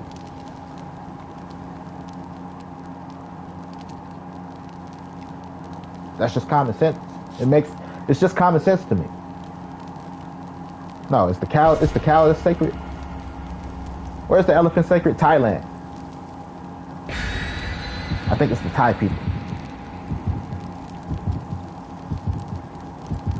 It's one of them. But the elephant is sacred. What do they eat? That's what the source is. Those big animals.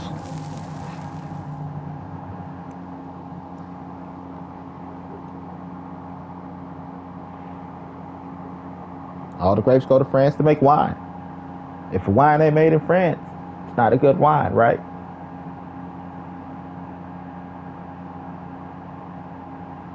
If it's not French wine, it's not good wine. Because all the best grapes are there to make the wine.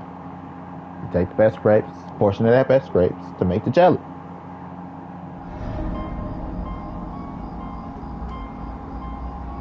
Go where the money's at. Go where the best is, right? That's why European countries or world countries want NBA players to come play in their league. We'll pay you out the wazoo to come play in our league, and WNBA players, because you're supposed to be where to pick the best players from. The NBA.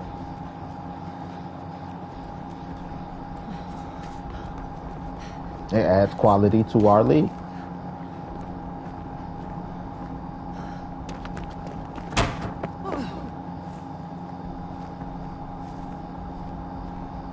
Just common sense.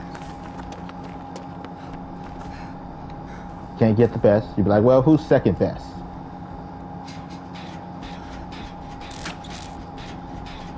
Like, same place, different league. Like, fine. Give me people from the D League, the G League.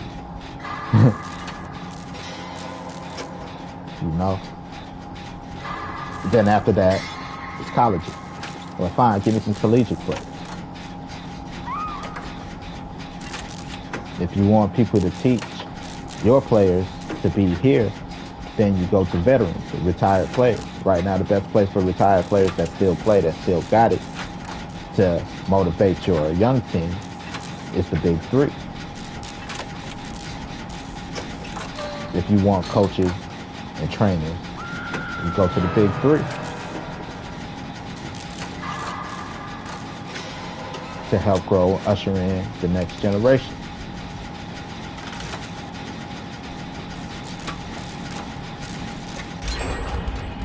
Not complicated at all.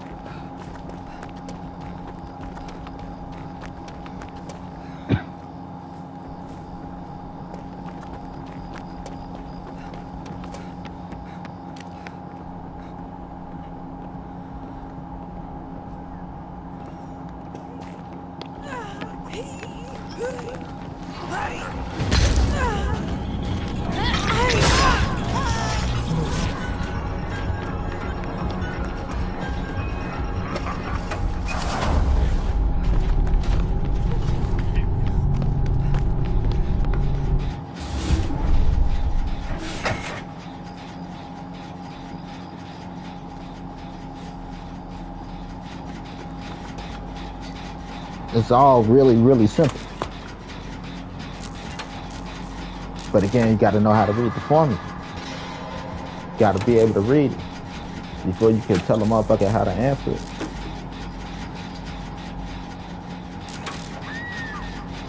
It don't go back to nothing but a kid teaching a adult teaching a kid. Like, I know it. Yeah, okay. We'll see. 4 times 4. What's 5 times 5? What's 5 times 4 times 5?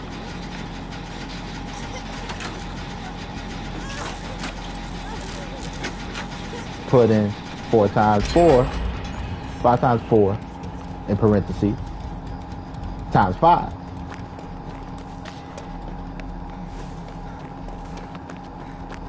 And that's just basic at ground level. Now, when we're getting more complicated, we could be like, here's complication of formula, but it's still fucking simple. We gotta bake 4 cakes.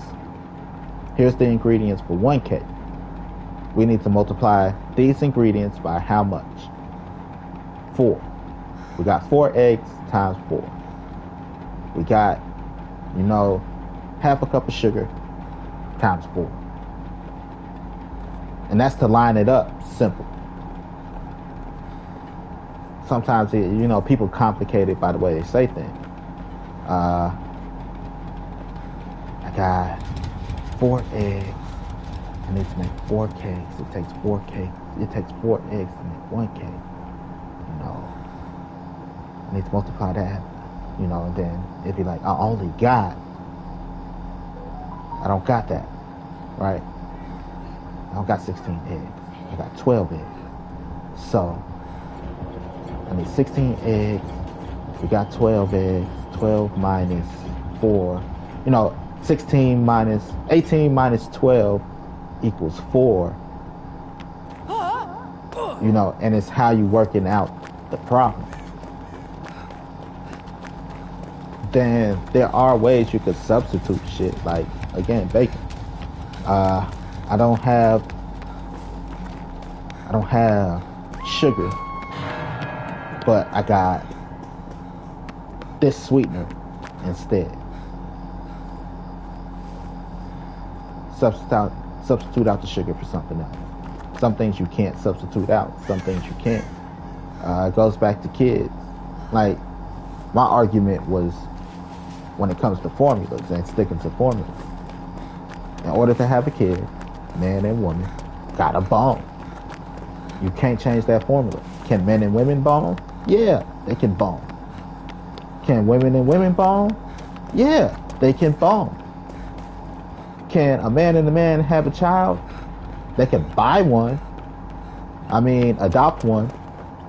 Can a woman and a woman have a child? They can adopt one. But in order for them to make a baby, you need a man and a woman to bone. No matter how you alter that formula, like man and a man can make a relationship. Yeah, that's a relationship, not a baby. Woman and a woman can make a relationship. Yeah, but they can't make a baby. A man and a man can have a baby. A woman and a woman can have a baby. Yeah, but they didn't make that baby. Somebody had to. A man and a woman had to bone to make that baby. No matter how much you substitute this for that in the formula, in order to get a baby, this is the fucking formula. No matter what you substitute out, in order for the formula to work, this is what you need. And the same thing goes for Pevman. Parentheses, exponents, multiplication, division, addition, and subtraction. You need all of those to make the fucking formula. So stop adding it to formulas where it's not. Because that is the fucking formula.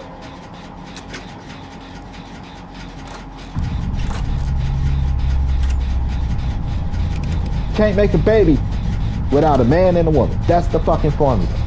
Can a man, two men have a baby? They can have a baby. That's not their baby. That's not how that baby was made. To make a baby, need a man and a woman. Egg and sperm.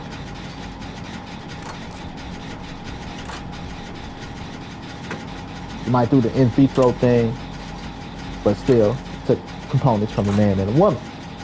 It don't change that. You might not have the boning part, might not bone, but you still need parts from a man and a woman. That don't change.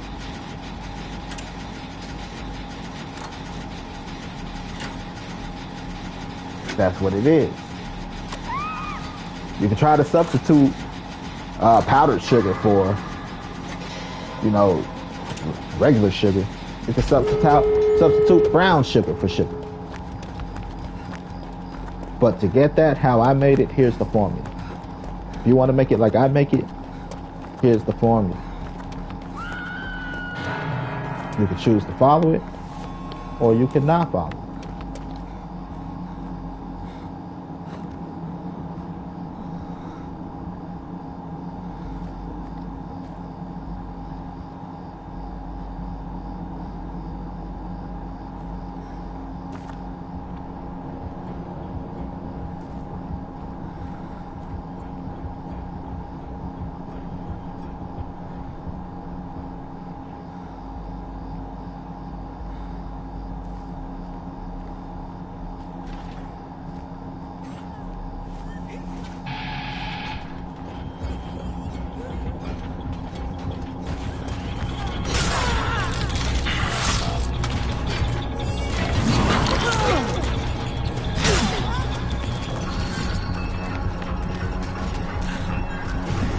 Right.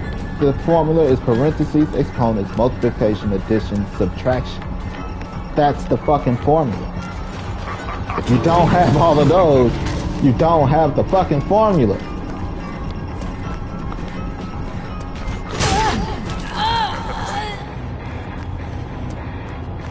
So how the fuck are you adding shit or doing or using a formula where you don't have all the parts for the fucking formula?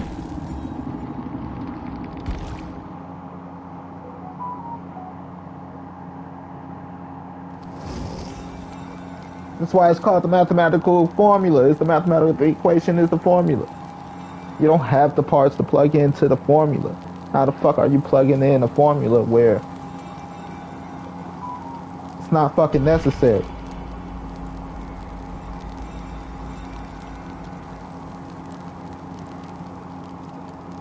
It's the reason the formula was wrote that way. Again, what are we making?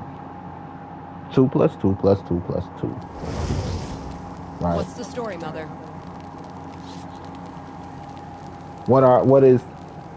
We got 2 of these. Like, we could be separated. We got 2 of these, we got 2 of these, we got 2 of these, we got 2 of these. Now, if we add all these up, what do we get? That's the formula. Right? Here's what we have. What do we get from that? Let's say we got 2 dogs, 2 cats, 2 gerbils, and 2 snakes. What do we get from that? We got 8 animals, yeah, right? But what can we formulate from what we have? We can open up shit. Can they all do tricks? Then you start asking questions. Right? It opens up the possibility of the lump sum of them all. If they know tricks, we could put on a circus act. We can go on the streets. You know? Like, damn. We got to get 8 animal beds. But we got to get 2 cat beds, 2 dog beds, 2 snake habitats, and 2 gerbil habitats. They all don't get the same sleeping thing.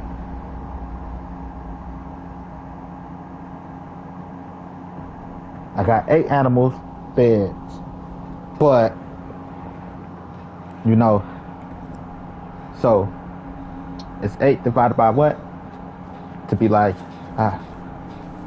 we got 8 minus 2. Minus 2. Minus 2.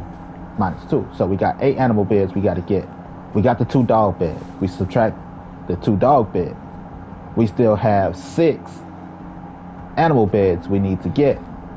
So we subtract another 2 from that 6 because we got another pair. Boom.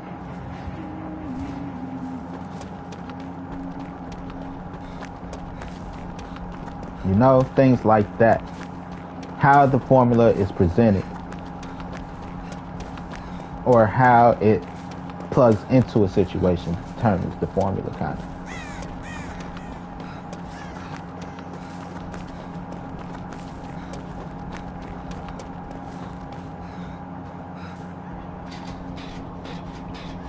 I got flour, I got eggs, I got sugar, I got baking powder. Is it baking powder or baking soda? Baking powder. What can I bake? I could bake muffins. I could bake a cake. I could bake cupcakes. I could bake XYZ. Right? They all require the same product to bake the same ingredients to make the product. But how we distribute the ingredients into the mixing pot determines the formula. You might only need 2 eggs to make cupcakes. You might only need 1 egg to make this. But the lump sum of the ingredients equals, we could bake some shit. Right? If you have to do the math, you're like, we're baking something. Now, only until I start dividing up resources do you determine what we're baking.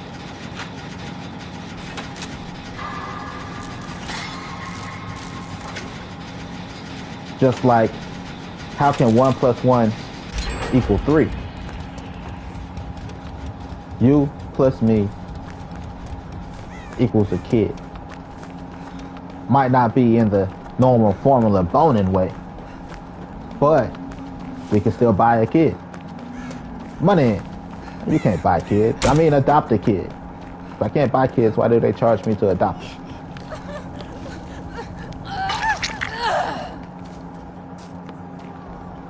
Right? Can't make it in the normal way. But that don't mean that 1 plus 1 don't equal 3. That's because they're 2 chicks.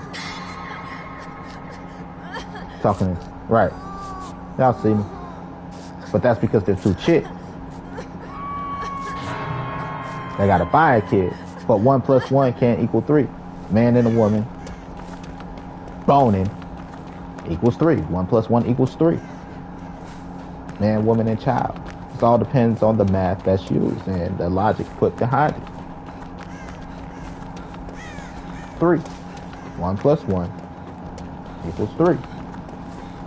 Now, if we're talking about household, 1 plus 1, man and woman, equals 1 household. Man, woman, and child equals 1 household.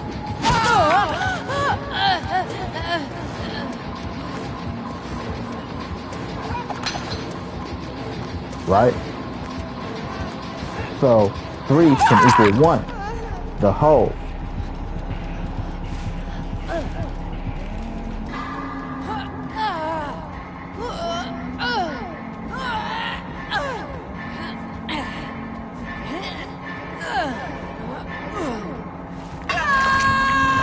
You get what I'm saying?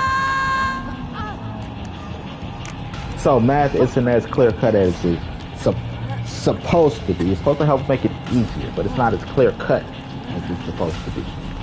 What are we adding? We're just adding 1 plus 1 is 2.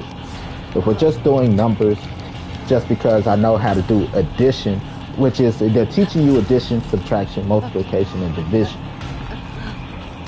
It's not necessarily the numbers they're teaching you. Numbers are placeholders for what you're multiplying, you're dividing, you're adding, and you're subtracting. That's why A plus B equals C. That's where the letters come in. A is man, B is woman. Man plus woman, equals boning. What's the derivative of boning? A baby.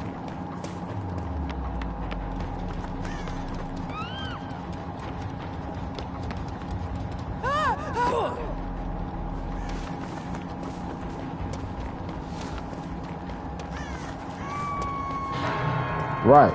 What do you plug in for A? What do you plug in for B? Are you adding or are you multiplying? Right? Man plus woman, A plus B, times C. Multiplied by C equals D. Man plus woman times sex. Equals one life. Type shit. See how complicated math can get?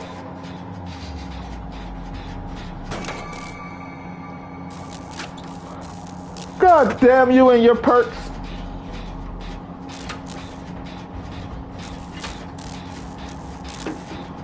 It all depends on what you're adding, multiplying, and what. Right.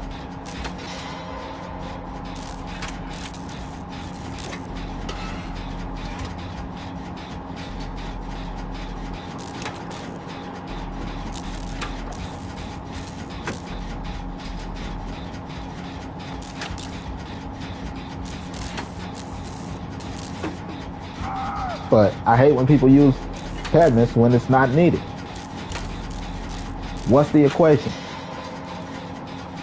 What's the formula? Parentheses, exponent, multiplication, division, addition, subtraction. That's the formula. How can I plug in a formula where it's not there? I be like, it ain't even no parentheses. How the fuck can I start the formula without a parentheses?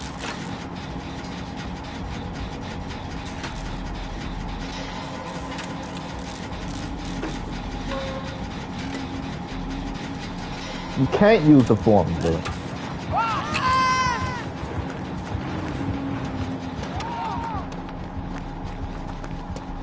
Because this is the formula. We want a baby. How do you make a baby?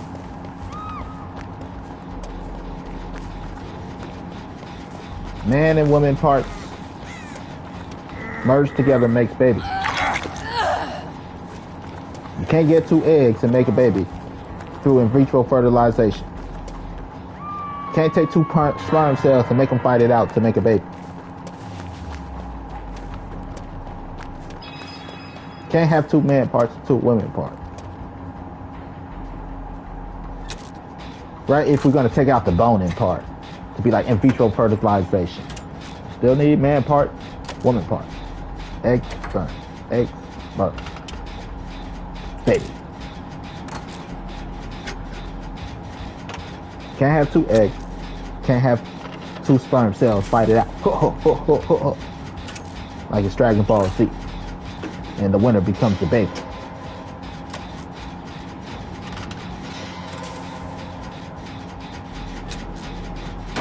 Like this is just the formula. You can't, no matter how you think you can substitute shit out the formula. You can't. Because what are we making? A baby. Now, if you're just doing placeholders, this plus that's supposed to be that, but we don't have that, so we'll just hold these 2 here together as like this is going to be the woman, that's going to be the man. Just to explain the formula.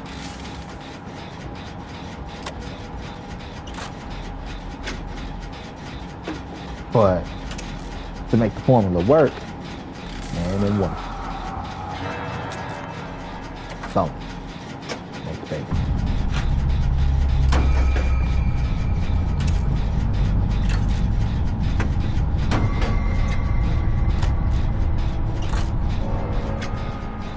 That's how I feel about it. But they tell me I'm wrong.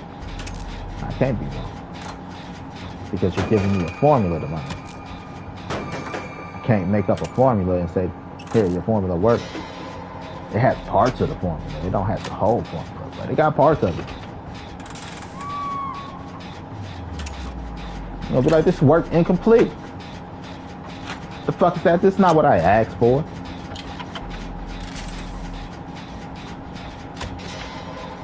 You can't be like, finger me while licking my clit and then stick a finger up my butt. I just finger you and stick a finger up your butt. You're like, you ain't never licked the clit. You ain't reached the spot. I need it. Right, but I did 2 out of 3. The formula's incomplete. You're trash. Slap me on top of the head. Now you lick that motherfucker.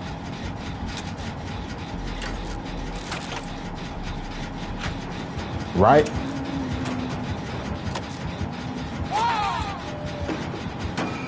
Shit! I'm just saying, that's the formula to making her go, ah!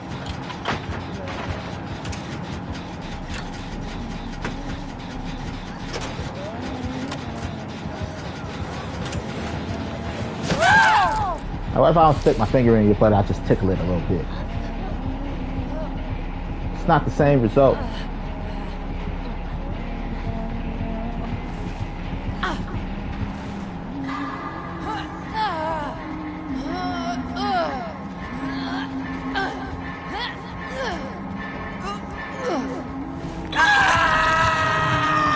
You know what I mean? It's not the same result.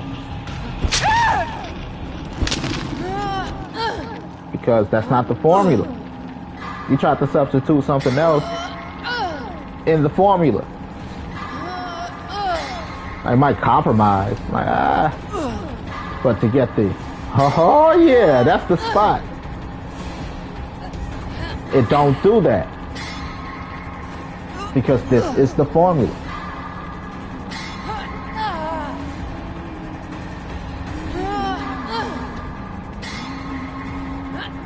I need you to suck the shit out this clip, finger this motherfucker, and stick a pinky up my ass. That's weird, but I'll try it. It's like, oh shit, is it that easy?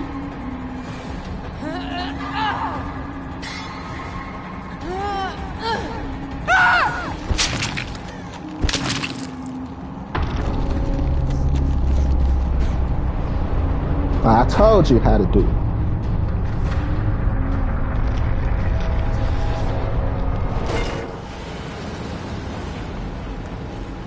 Who's a good boy? You listen, you get a treat. I like treats.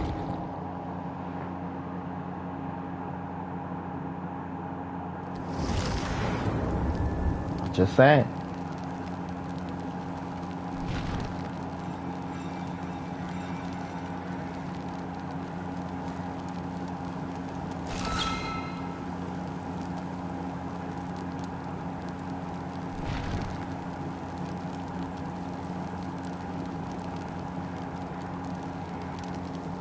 In order for a formula to work, you have to have the parts of the formula.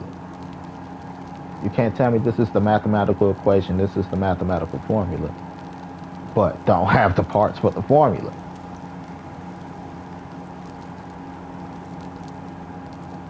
I'll be wrong before I let you tell me that I'm fucking wrong. I'll be wrong knowing I'm right.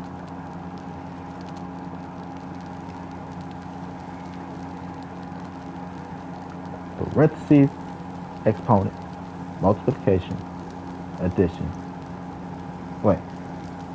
Parentheses, exponents, division, multiplication, addition, subtraction. You need all 7 of those for the formula.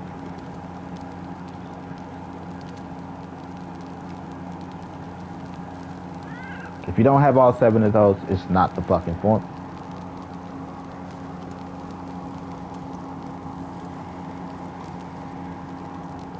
Formula's not really required.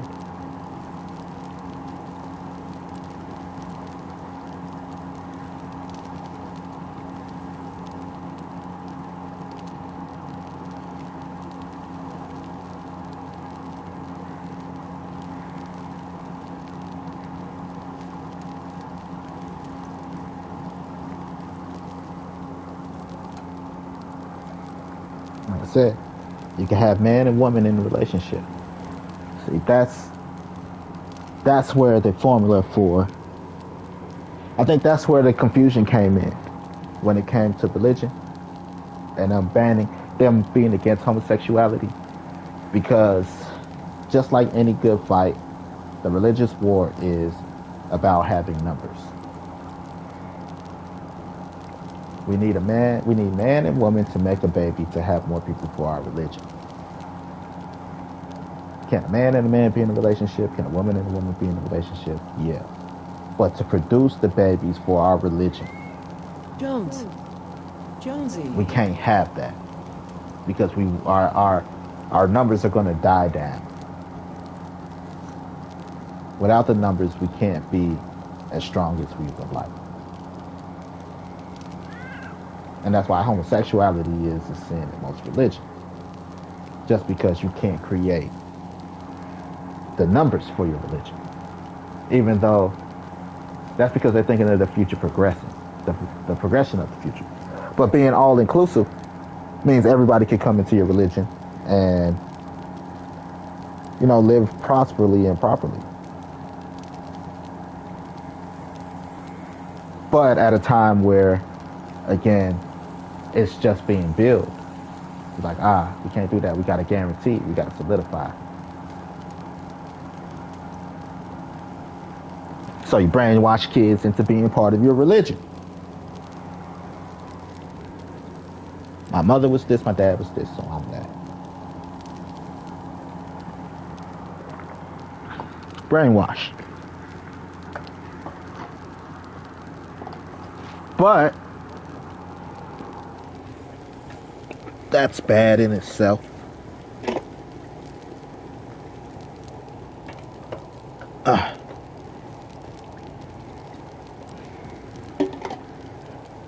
Oh shit. 2 seconds.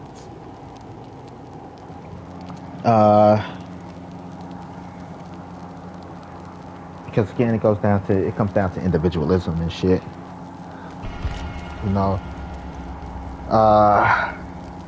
That's why mentality is the way it is now. The way people was brought up like that. And we're talking about breaking generational curses and stuff and all of this stuff as the people. Not just as, Muslim or Christian or, but we're talking about it as a whole, as a nation. Because it contradicts, like,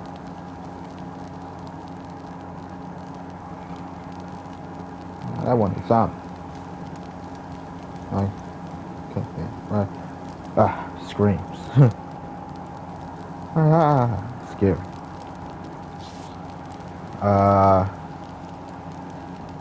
My mother and my father were poor. Do that mean I have to be poor? Fuck no. But because your mother and your father was Christian, you have to be Christian?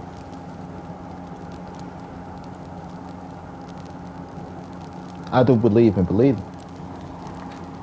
Because all this ain't, I don't believe it's all coincidence. Personally, I don't believe we're the only things in this universe. But, again, breaking general curses, the mentality that it puts on you to keep you trapped.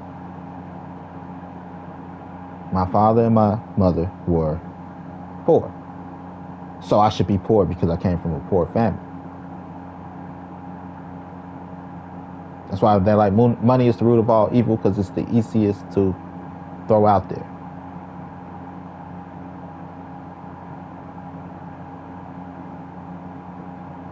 Should you be poor? Like, no, I should. My mother and my father were Christian. Should I be Christian? You have the right to choose, to make your decision. Just know that when you make your decision, that's how you should live.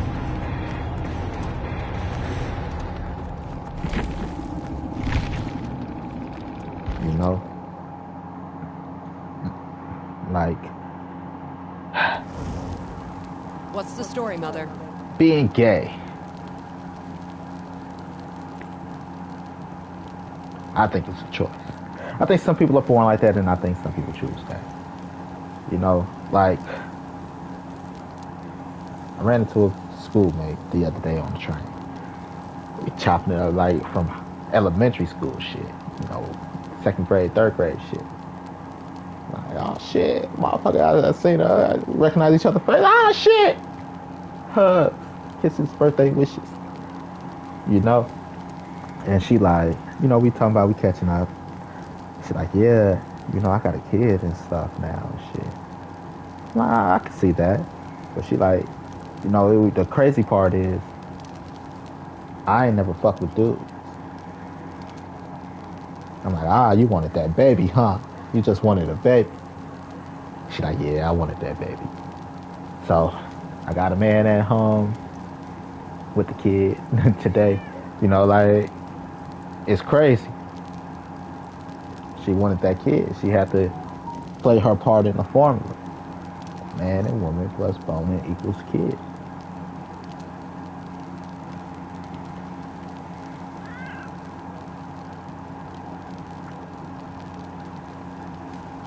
And, you know, kudos to her for actually trying to make it work and stuff. Like, you know, she a little bashful about it.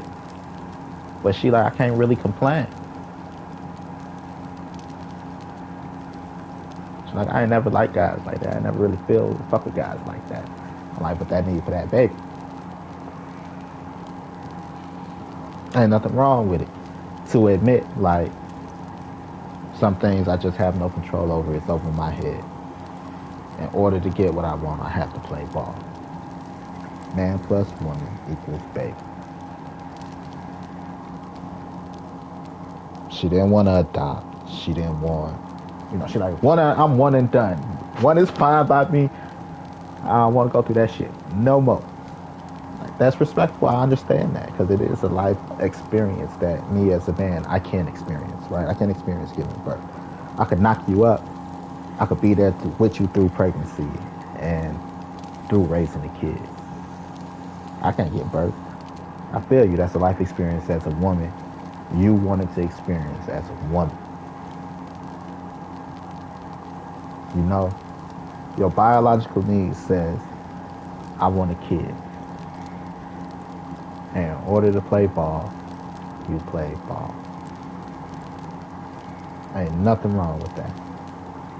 And like I said, kudos for her trying to keep it going.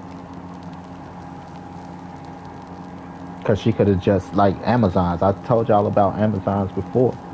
Amazons, they're not necessarily lesbians.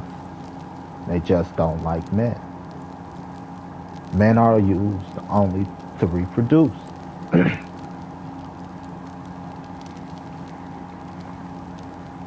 End of the day, they're used only to reproduce. They just don't like men because it's a woman-ran society. Who got the power in that society? Women. That's why a lot of dudes dating Amazons and don't realize it because they're too dumb to realize it. Like, if I wanted to knock a bitch up and run away, I could just fuck with an Amazon. Look, let me put a baby in you and let you raise that baby. I don't need to be the man in your house. Just let me see my kid time to time. No. Right, we keep it a secret. Shit like that. And it's motherfuckers out here to do that because they want a kid.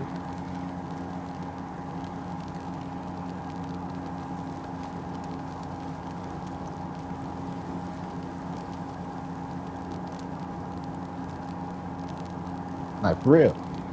You just gotta know your groups. You gotta know your. You gotta read it. You gotta read the room, man. You gotta read this shit. I didn't make this shit up. This is just how it is. Jones. Jonesy. Like that's why some women end up with dudes that's on the low. He don't like women. He just wanted a fucking kid. And the only way to get a kid is to knock your ass up.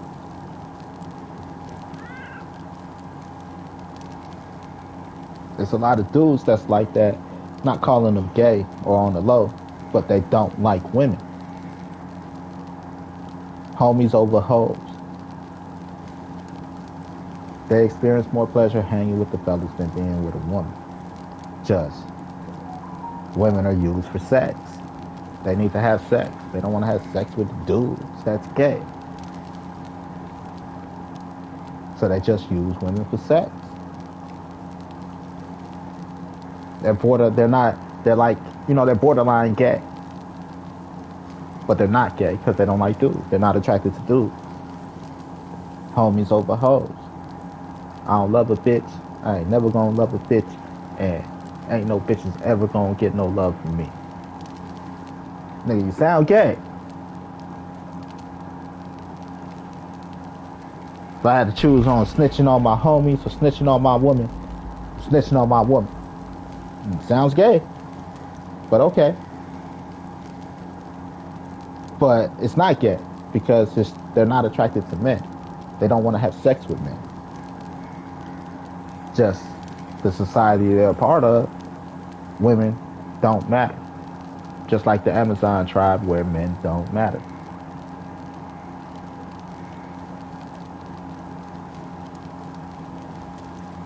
Right. Fuck those dudes. Clits before dicks. Men ain't shit. No, but sperm donors. Amazon tribe.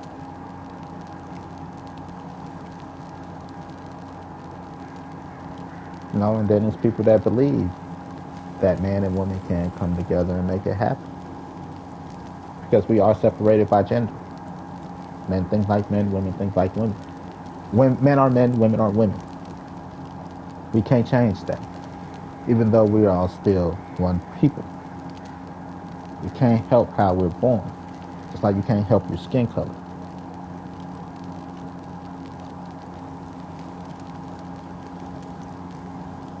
We're two separate entities. We're one entity in two separate bodies. Which I call this two separate entities because experiences. Like there's only certain things men can experience. There's only certain things women can experience.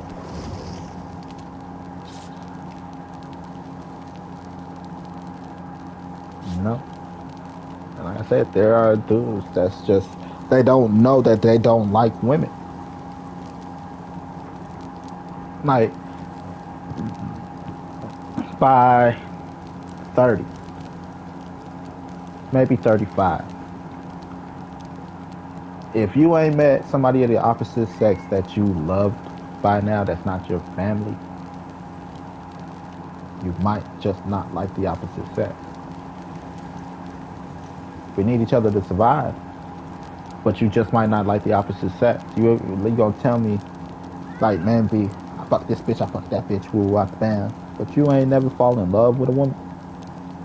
You might not like women. She's a hoe, she's a freak, but she ain't never fell in love with a man. She might not like men. Y'all might like sex, but y'all don't like the opposite gender. That's why you're not satisfied. That's why it don't affect you when one come and go. Like, I never showed up. My pussy did all the work. My dick did all the talking. I ain't never show up. As a person.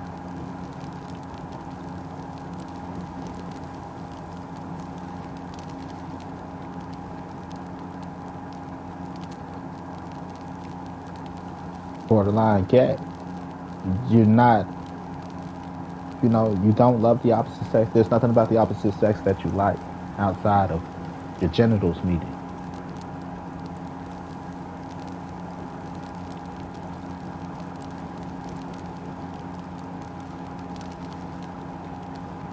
You ain't never fell in love, you ain't never had feelings for somebody. Little okay, if you ask me. Homies over hoes, clits before dicks.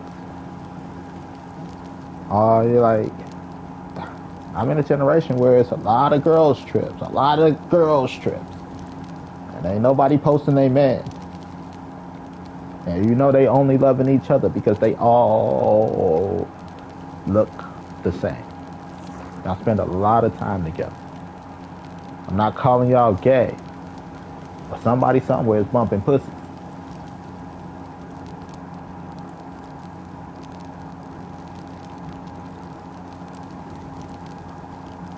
There's a lot of y'all hanging in the trap together. Y'all share bitches before y'all find y'all own. So y'all don't love these hoes.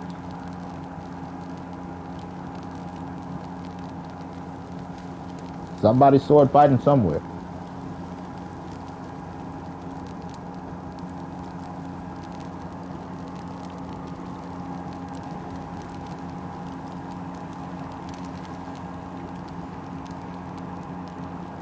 That's all I'm saying.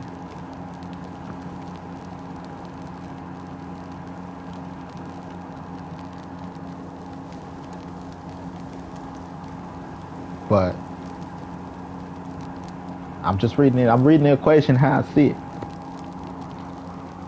You know, if you ain't never, like I said, if you ain't never loved a woman. By the time you're 35, you ain't never been in love. No, you might just not like the opposite sex.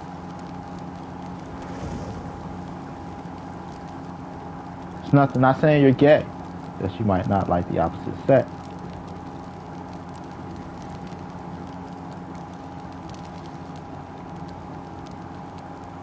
Right? You like boning, but that don't mean you like the opposite sex. You prefer to spend your time, your enjoyment, your leisure, your money,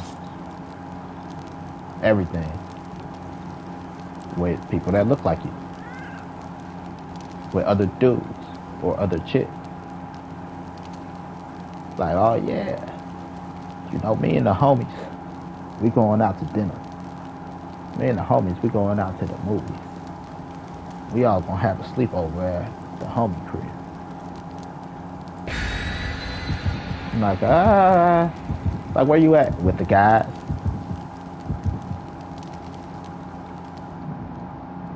Start sounding a little sus.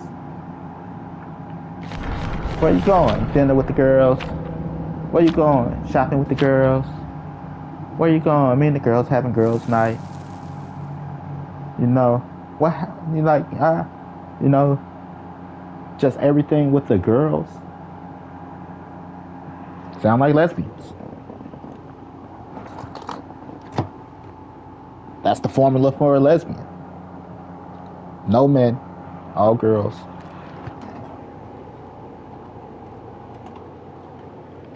You know, if I said I was spending all my money, my leisure time, and my free time with a lady, you're gonna be like, that's your woman.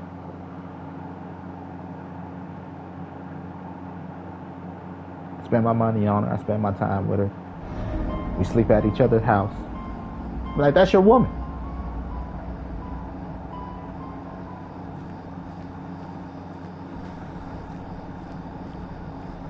That's your man. That's your girl. Then they're like, ain't no good man out here. You spending all your money, your time, and your effort with the ladies. That's why y'all loving on each other. Bumping coochies, probably.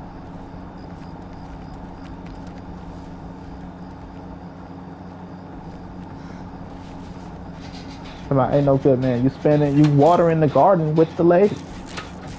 You ain't doing nothing but watering the garden with the fellas and wondering why that's the only thing growing.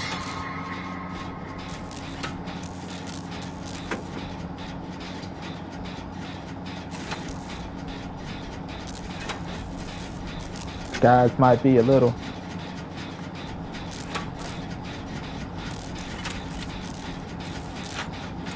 Just saying.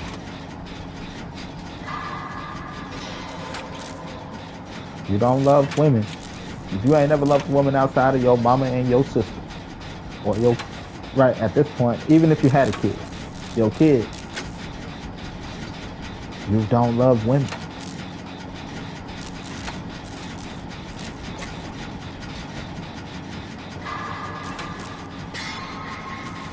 See, like, who was your teenage crush?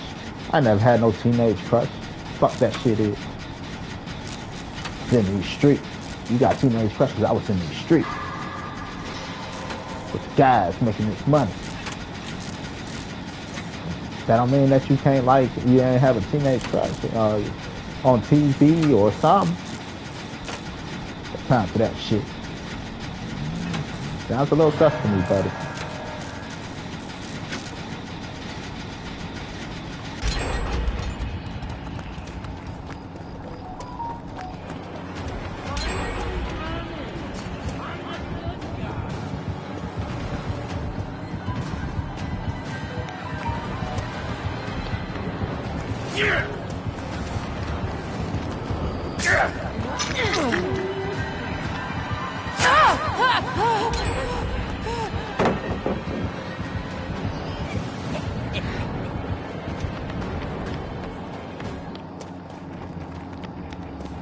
Right?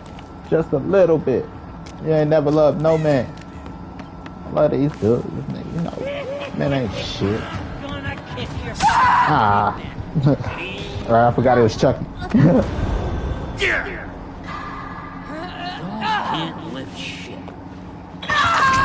Right?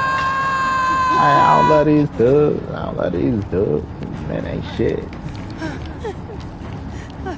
All I need is my girls. Where my girls at?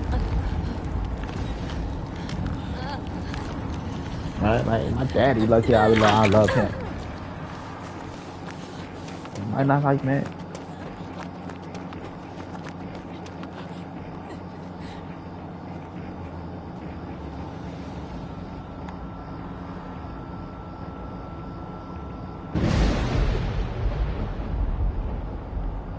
All you do, hang with the ladies. The ladies make you happy. Girl time make you happy.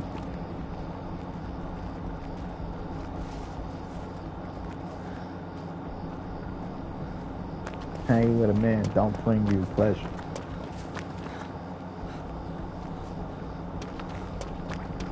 You might just like chicks. You might not be attracted to men.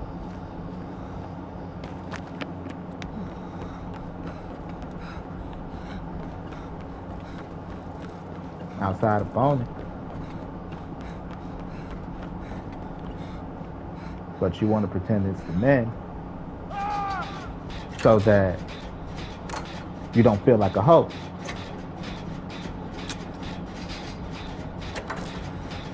Well, not even a hoe, a slut. Hoes get paid.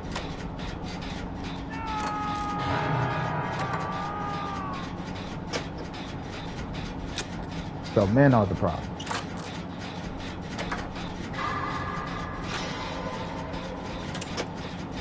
You get what I'm saying? It's not an attack on anybody. I'm just calling it how I see it.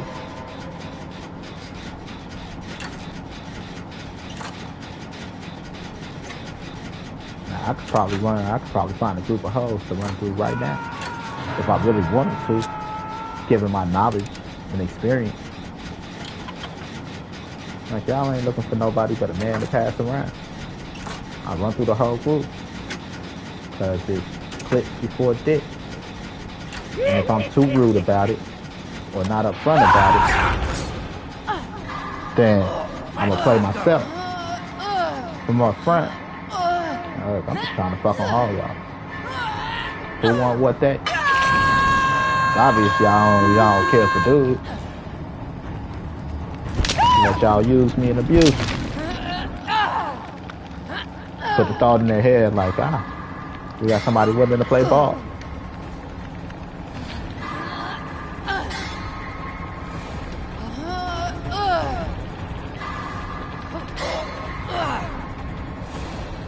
I mean?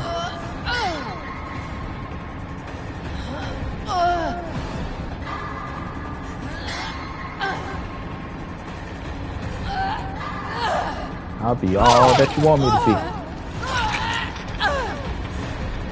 It don't change the fact that what I'm saying is true.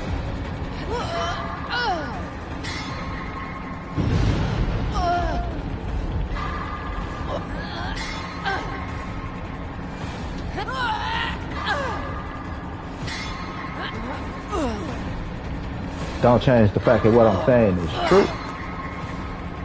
No matter what you say.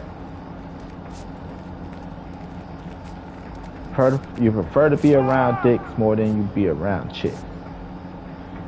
You don't love no hoes, but love the homies. Gay. Not gay in homosexuality, but just gay in the sense that you don't like women. So admit it to yourself, you'll live a lot happier. Me, I'm torn. I actually love these hoes. Excuse my language, ladies. Not hoes, because I ain't paying no bitch for no pussy. Pussy is abundant. But I actually love women.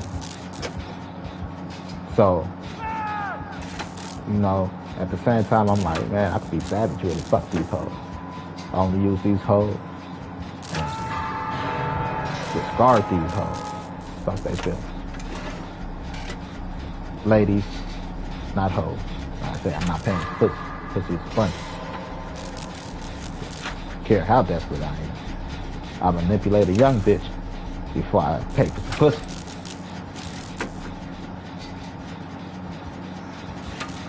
Now come here, you want some food and some shoes, boo? I'll pay your phone bill. Before I pay for some pussy. Knowing that I'm just gonna discard her later. But I'll make it worth your time, boo. I'll make it worth your time. It's that manipulation.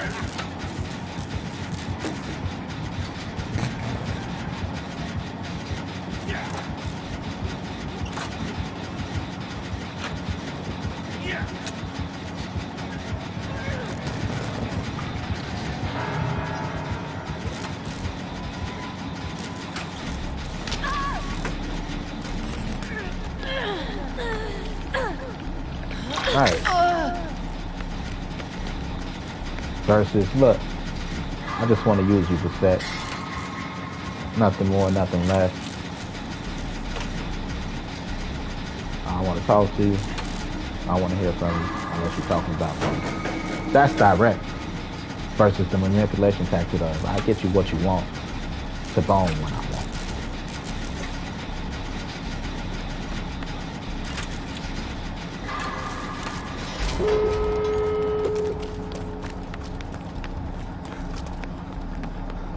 But I'm not that type of guy. I do believe in love. I do believe in commitment. I do believe in it.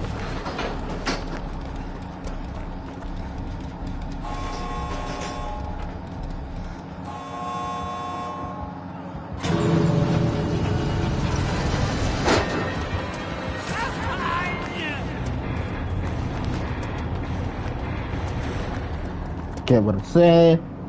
You get what I'm saying? Yeah, I mean. Yes, I know what you mean. So I do believe in that. I just gotta protect my heart. Gotta protect the nuts. You know? Gotta make sure some skeezy don't get a baby out of me that don't deserve one.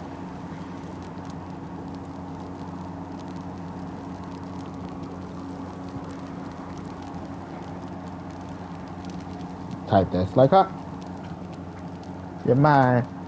I got you. You owe me $10 million. You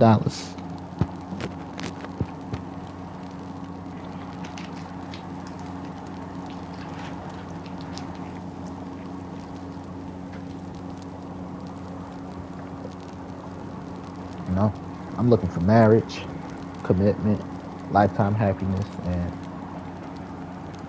you know, moving forward with my life with one person.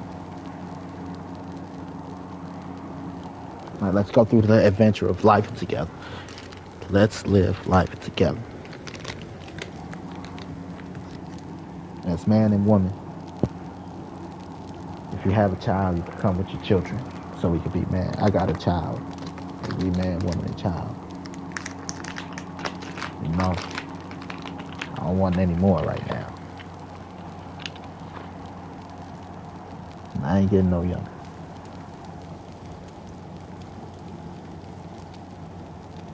So, that's what I'm working for, and that's what I'm working toward. I haven't been in a relationship in 3 years, 2 years, about 2 years. I haven't had sex in 2 years.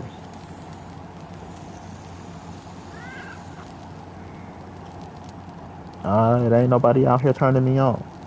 My heart definitely ain't in it. And people that turn me on come far and few in between.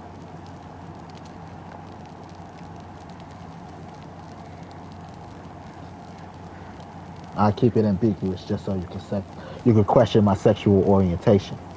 Like, I don't know. He might. But that's just so that I can keep fans, viewers. It's open to everybody. It's an open discussion. Your sexual orientation, your gender, and your race does not exclude you from the conversation. The only thing that excludes you from the conversation is age. Because who knows, the conversation might lead to boning. So you gotta be old enough to bone.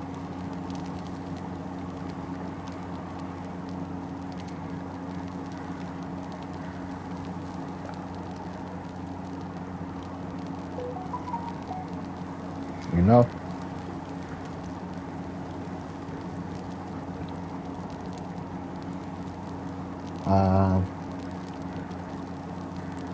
Like I said, when it comes to boning. But right now, it's people few and far in between. One to be like personality, one to be body type, and one to be look. And then there's lifestyle. You know, so basically right now I'm sleeping with my dick. Like, it's not necessarily attractive out there. User, baddie, not really, not really my type. Like, I'm bone, but too tall, I wouldn't be with you long term. Because of my insecurities, I'm not that secure. Height to weight. You gotta be thin, with the right curves. The taller you get for me. So at least if I need to fight this big bitch, I can wrestle her down. She got reach. She can't have reach and strength.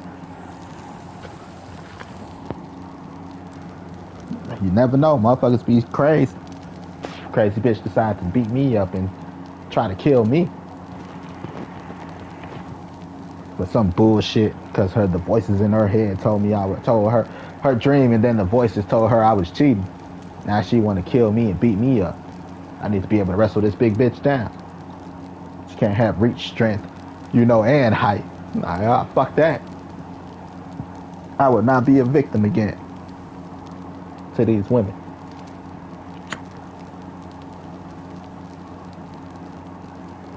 Because there's a lot of women that like to abuse men. First is the mental abuse, the verbal abuse. And if they get away with it, it turns into physical abuse. And then they hide behind the fact that they're a woman. I'm a woman. You can't do shit. Ha ha ha ha ha.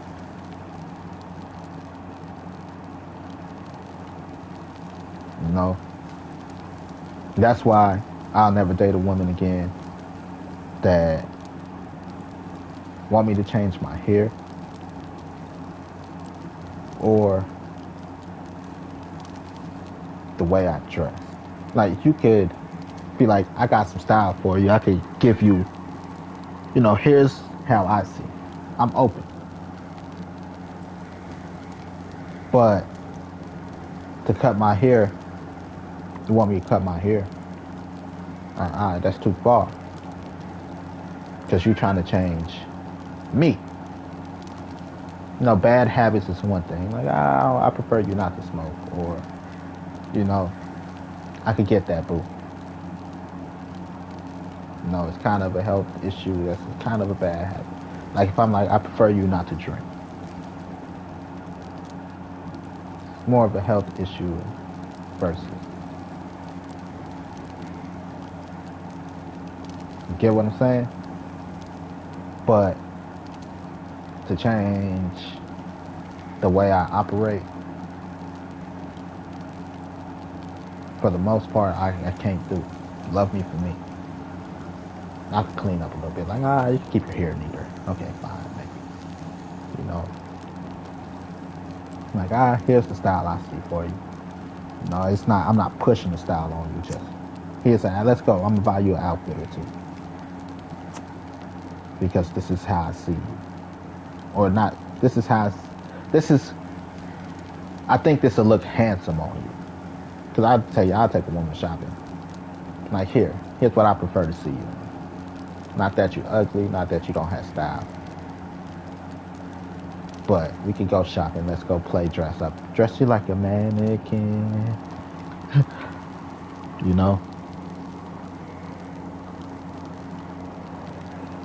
But to try to change a woman completely, what the fuck am I fucking with you for? I'm just looking for a trophy wife at that point. The investment that you should make in your partner is the lifestyle y'all want to live. Let's invest in the lifestyle. That's why you got to find somebody that want to live your lifestyle or fit your lifestyle. Just because motherfucker bad, they might not fit your lifestyle. For somebody that's simplistic like me, I don't really care to chase a luxurious lifestyle. But there's a lot of people that want to live in luxury, in that space. They chase that. They'll call you broke. They'll call you unmotivated. And all this because the lifestyle is what fuels them. Some people get caught up in lifestyle versus household. That's why some people with the lifestyle, their household is in shambles. You got to find somebody else that chase that lifestyle. You're always going to, or you're going to end up with a woman that's not motivated enough. You're going to end up with a man that's not motivated enough. You're going to end up with a man or a woman you deem as broke because they don't chase the luxury of life.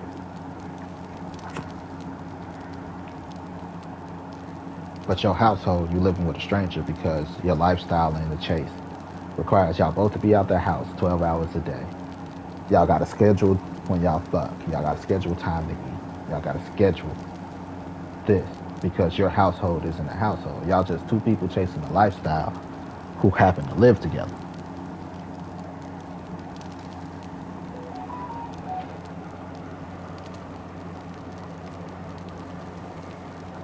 You get what I'm saying? Not that it can't be successful, just like the lifestyle. Because some people just like shit. They just want a hot wife, right? They don't want a woman that's not into the paper check, right? Like, okay, she's into the paper chase, all of that. What now? Y'all together. What now?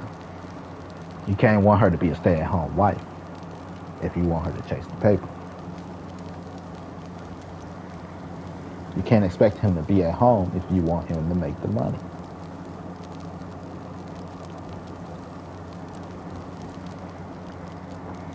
That's why budget, stuff like that matters. Be like, you know what? We both could cut back 4 hours out of our day at work and still bring in enough to live this lifestyle. To live a luxurious lifestyle if we need. on bills. Here's the household monthly expense. We both put half of our checks. We could cut XYZ out of our checks to have more time to spend with each other and still live this lifestyle. Jones, come here, sweetheart. To have time for each other to build a relationship.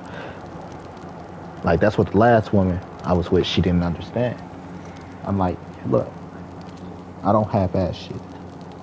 You know, we met financially.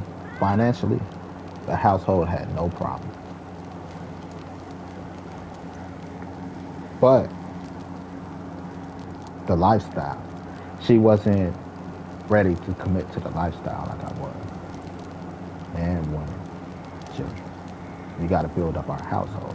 In order to build up our household, we have to focus on the house. If financially we got it, the only thing we got to focus on is the house and to make sure we come together as a unit. But her off days, she preferred to go here. She preferred to go gamble because she's a gambler. That's how she acquired a lot of her wealth. Gambling. So she preferred to go gamble versus be at the house. I'm like, look, baby, if you want this household to work, we got to come together as a unit. We can't come together as a unit if one of the primary members of our unit is out the house.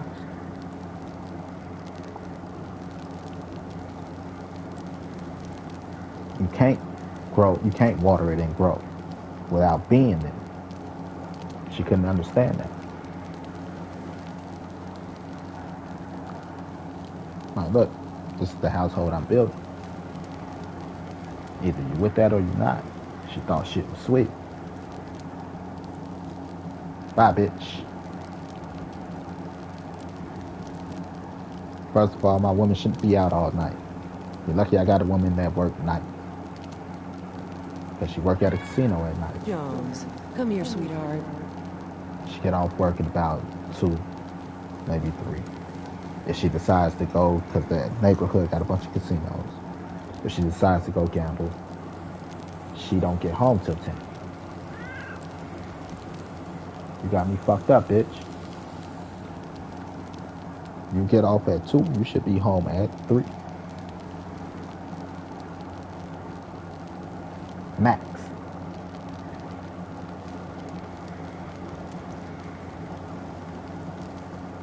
Then she gonna stroll in at 10. You drunk.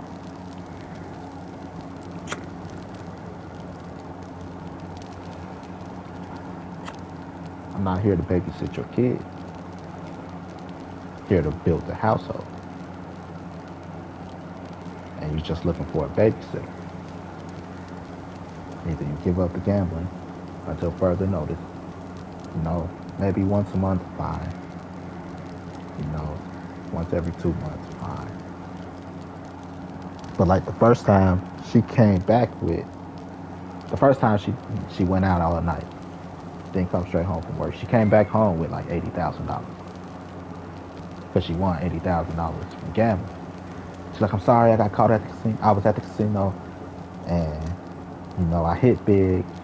And as a cautionary measure, they give you a hotel room for a couple hours. We'll walk the game. She didn't show me that $80,000 check with the casino name on it. Bitch, you think I'm a fool? Then she tried to say it's jealousy of the money. Babe, first of all, that's your money. If I really wanted your money, I'd have put my hands in your pockets a long time ago. But because we're financially set up right, where technically I didn't even have to spend my check because I was getting paid because me and her aren't married for watching her kids at night through a government program. So the money I made from that covers my half of the bills. I didn't even have to touch my check. It covers her half of it covers my half of the bills. So I didn't have to touch my check. Not just the bills, but the monthly expenses. So your money ain't the issue, baby. If I wanted to put my hands in your pocket, I'd have just hit you with that hug from behind, like every man who woman spend money. Let my third leg do the talking and get you out that pocketbook.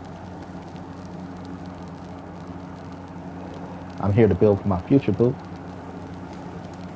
Your money has nothing to do with my future until we're solidified as that. Your money's your money.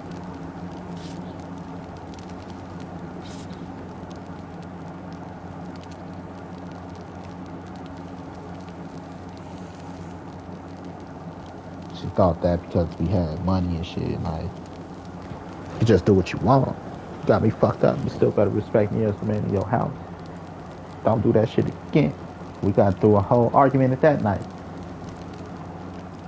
She like, oh, I'm sorry. And that, this and that. But you can't tell me what to do. She hit me with that. You can't tell me what to do. I'm asking you now. She did it again. Not even like a week later. Like, oh, you take me as a joke, huh? Again, I'm gonna tell you how I feel about it. That time, she like, I was already 1,000 down, and I didn't want to come home after you told me, you know, how you felt about gambling. Down, so I stayed to make my money back. So I only made like 500.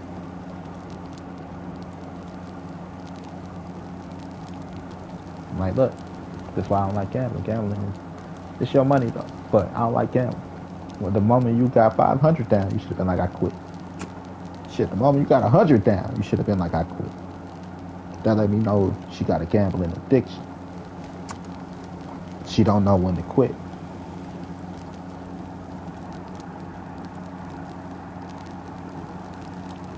Third time, I'm like, cool, look, it's your off day, it's my off day.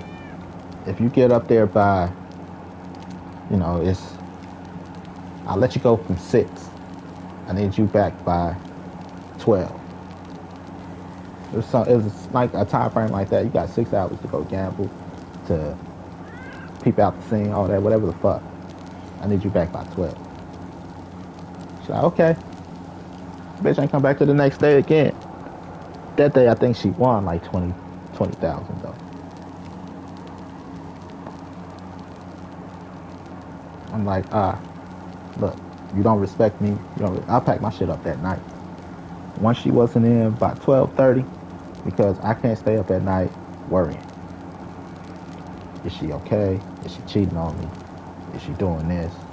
All of this shit. I can't sit Jones, come here, worrying sweetheart. about that, not getting any sleep all night. I'm not gonna live like that. I packed my shit up. She went home by 12:30. I packed my shit up. Had a motherfucker grab my shit. The only thing I took out with me was my work bag. And I left a note and her keys on the nightstand. I'm not one to play with. Fuck you. You just don't really give a fuck about none of this shit. Money don't turn me on. Like, I could make money. I got a $1 billion idea I've been fleshing out. Buying parts for and all this shit. I make good enough money, I don't have to worry about a roof over my head and food in my stomach. And my daughter being taken care of.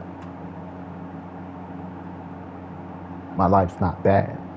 It might get a little, cash might get a little tight. I might be like, you know, that's why I play the game so much. Like, outside of spending money on a couple video games that'll take me a month or two to beat, a couple months. You know, I don't need to go out and spend money. That's why the video game is, for me, I could take $80, buy 6 games off the store on sale, and I'm set for the next 6 months to a year. Roof over my head, food in my stomach, my daughter taken care of. I can take her out here. She don't need to act. She don't need shit. She just wants shit at this point. I'm winning.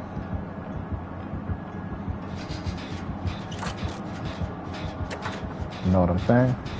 The money to live happily and content. I'm content enough. The luxurious lifestyle, fancy cars, the hotels, you know, the glitz and glamour. Like,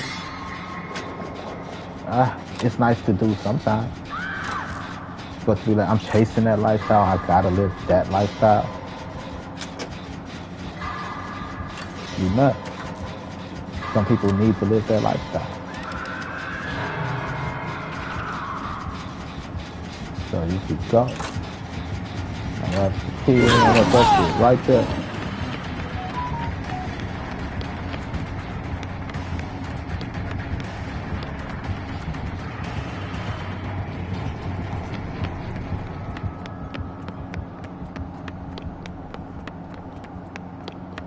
I'm out of here. I told you the first time how I felt about it. You told me you ain't give a fuck, and then you want to proceed to show me you don't give a fuck. Well, here's what happened when you don't give a fuck. She called me crying and sobbing. I thought you said if there was a problem, we'll try to work it out. Well, I'm saying, bitch, I told you the problem. You told me I can't tell you shit. The fuck you think I am? I'm not one of these broke niggas that want to fuck on you for a place to stay or because you got some money.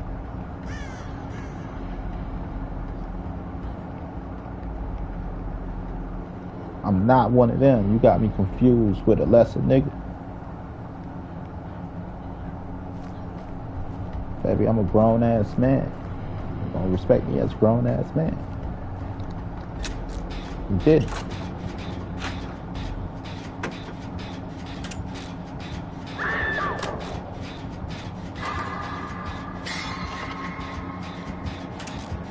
I got to go. I gotta go.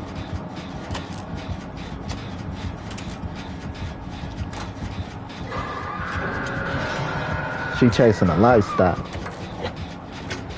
I called her up a year later because she tried to hit me with that, I'm with child. Man, bitch, no the fuck you ain't. Call me when a baby born. We get a DNA test.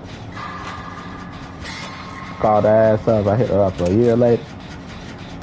So, house life, like cool, everything's cool. I'm married now and stuff. Like I said, she chasing a lifestyle. I'm a house of kids. She what kid? The one you told me you were pregnant with. See, I ain't got time for games. Get out of here. I know, bitch. You ain't the first bitch to hit me with it. I'm with child. Yeah, bitch. You ain't with my child. You only with child after I'm like, fuck you, bitch, I'm out of here.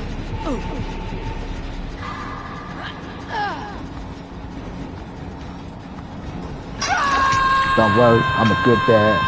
I'll just be embarrassed that I had a child with a bitch like you. But my blood is my blood, and my blood will be taken care of.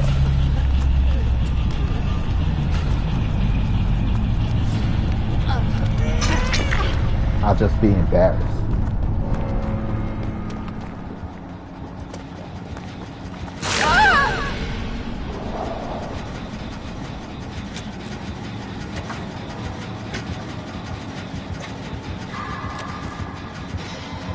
Definitely be embarrassed I had a child with a bitch like that.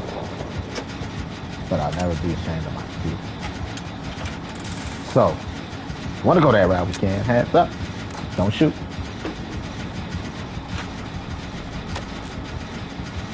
You know?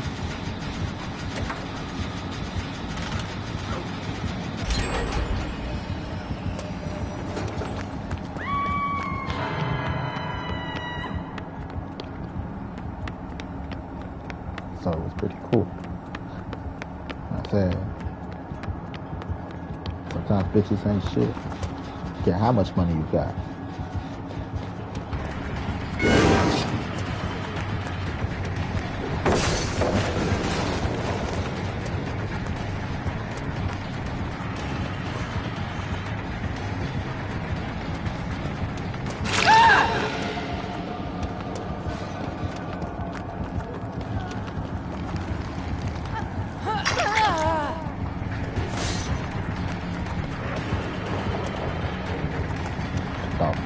believe me. I don't care how much money you want. Like she came up 100,000, just about, in the time of our relationship.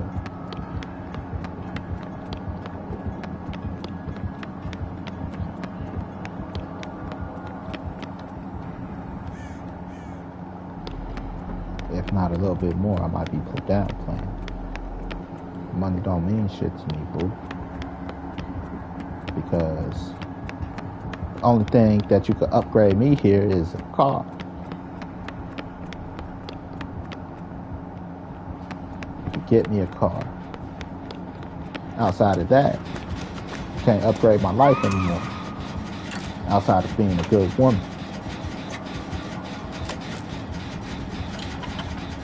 And me having a good woman by my side. You ain't a good woman, so you can't upgrade my life.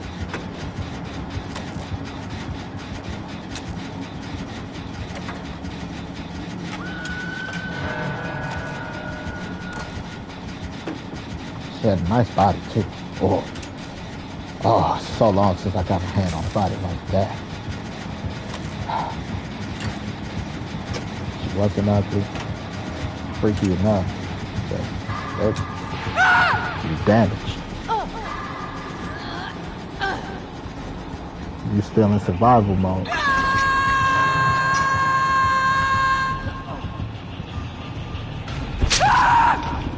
know, she was in survival mode. She wasn't in living. By the time she found herself living, she won't be living with a stranger. With somebody she don't love.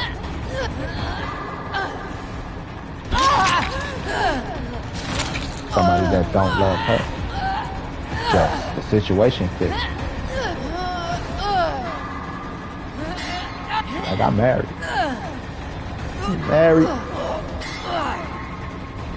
That's cool thing. You know, it's only been a year, but cool being.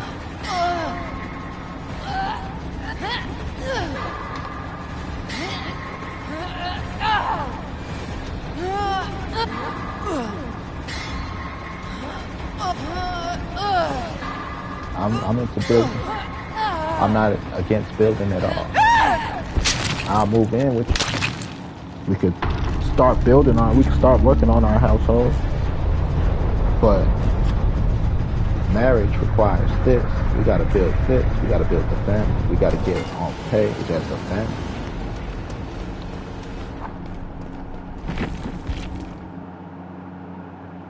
And as a household, even if you don't want to use the word family, as a household, man, women, and children.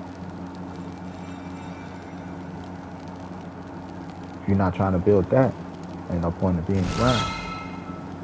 That requires us all to be together and work together, put forth the effort together. Kids, they were a little rough at first, but they loved me. I loved them. You know, build a bond, build a relationship, build trust, build the fear, build together. Me and the kids, because I spent so many time with the kids because she worked night. The kids are at school during the day. They're with me at night. So me and the kids, we build and we bond. Without a doubt, because I don't take shit. I don't half-ass shit. Like, you know, sitting there doing homework, coloring together, learning together, gaming together, movies together, bedtime, you know, getting ready for bedtime, stuff like that. Like, we built that. We didn't have a woman in the house, though. They had their mom, but to be like, man, woman, and children. Because you sleep all day, you know. Like, it was crazy. So her being an orphan and, you know, this shit, she had some past trauma to heal from. Like, I could get that. We all got some type of trauma. if you're willing to sit there and work on it, I'll sit there and work on it with you. Or hold your hand while you face, your fears. And this, I'll hold your hand and I'll be by your side the whole time. But she didn't want to work on it. Nothing I can do about that. But let you go.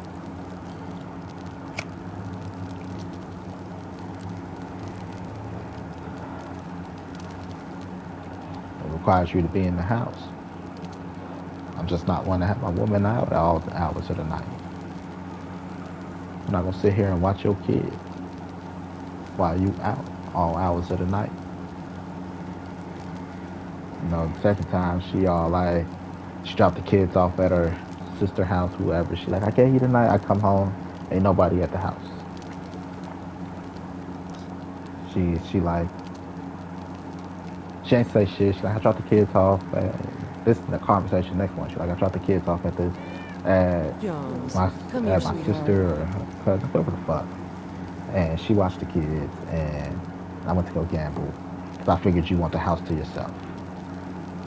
You ain't asked me, you ain't running none of that shit past me. You made an assumption. For me, here is where I'm at with it. I figured you like that. I'm like, no, that's not me. I'm not one of them niggas that's like, the house is a burden. The house is never a burden unless motherfuckers in that bitch make it a burden.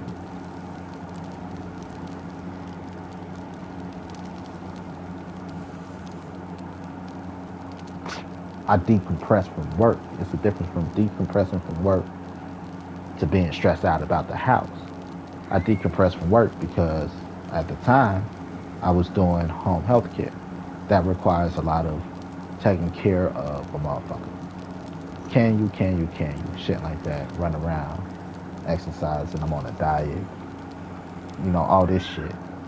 So I have to decompress from that so I don't bring that energy of to the work day may have been frustrating out on my family, out on the household.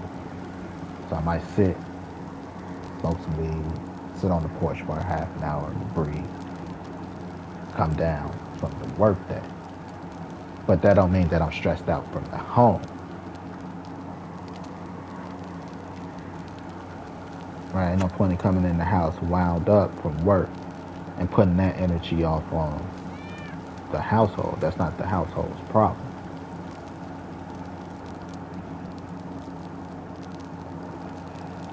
That's why, again, when I pick up my daughter, I used to pick up my daughter from school and stuff and all this, I give you an hour.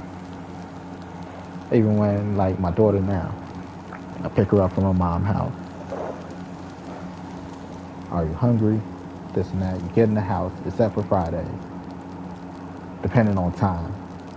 It's go change up, get something to drink, get some food. And we decompress by playing family game night.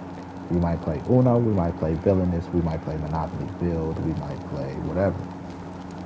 But we decompress from everything else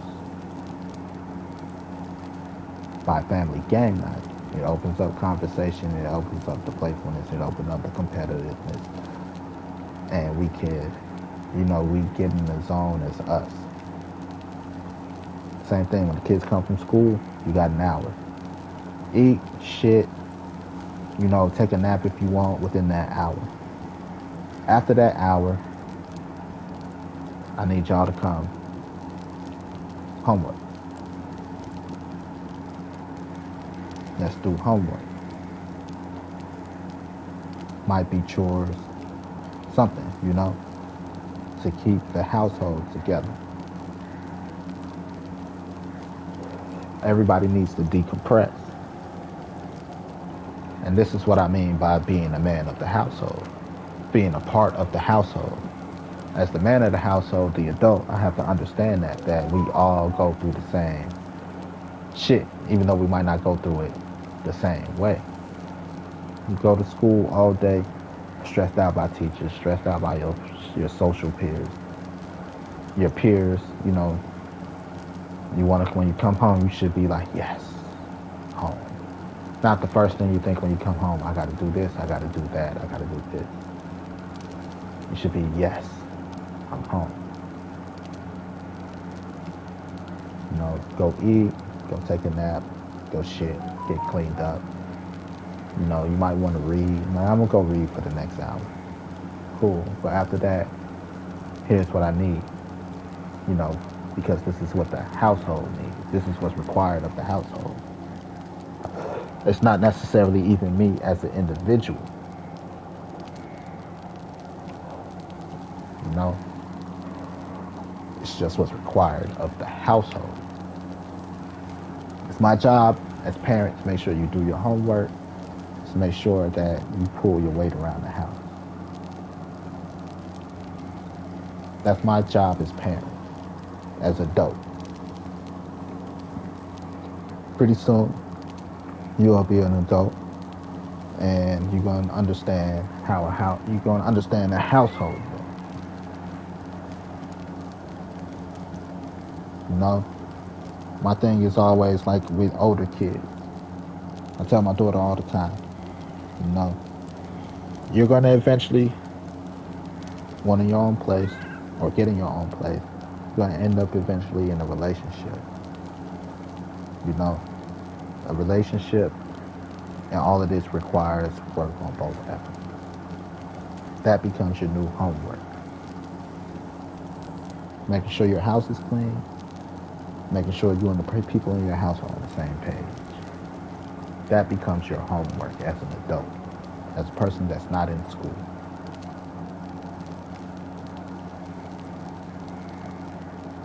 So, I want to instill proper habits. You know, if motherfucker not on page with you in your household, they got to go. Because then it's not your household. And your household is going to require another person eventually, unless you want to be an old lady with cats. And in order to have another household, another member in your household, you have to bring the household together. So, like, that's why I ask you what you want to eat, what you want to do. I might even I give my daughter the budget.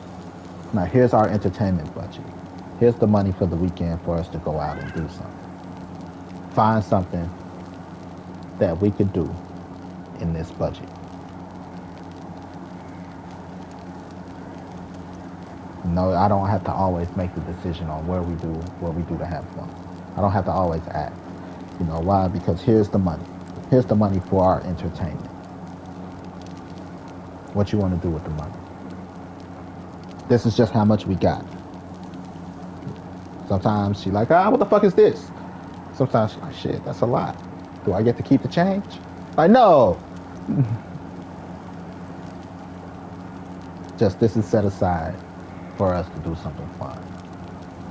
Whatever isn't used, I'm going to use to throw into something else.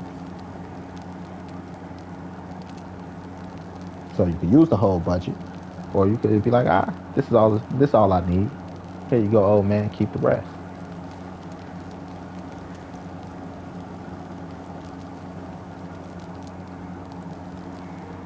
Because cohabitation is important. You're cohabitating with somebody. Jones. So find somebody that fits your lifestyle, or one that you don't have to compromise too much.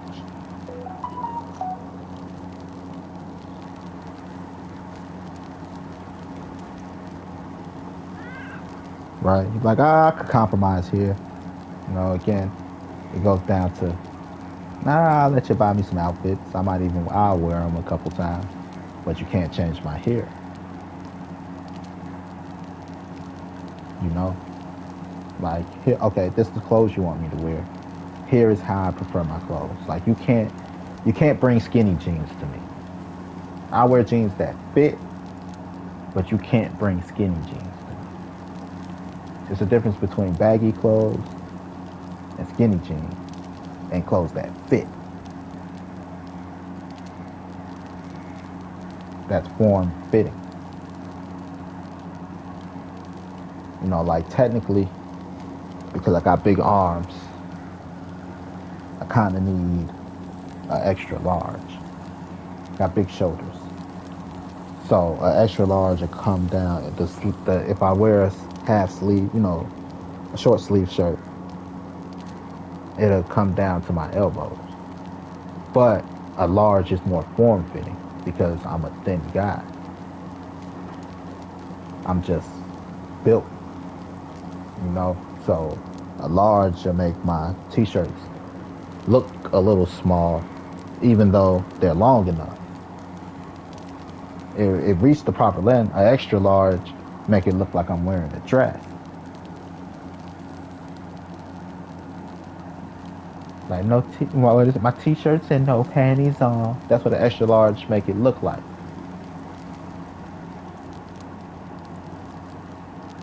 But a large fits my form. It gives me the proper length. Just in the sleeve area, because I have big shoulders, they come up a little short. Like I got a large shirt where in the sleeves, be like, that shirt too small for you. But if I tie that bitch up behind me, you'd be like, damn, that's a lot of shirt to tie up behind you. You know how like girls tie up their shirt? If I tie that shit up behind me, you'd be like, damn, that's a lot of extra shirt.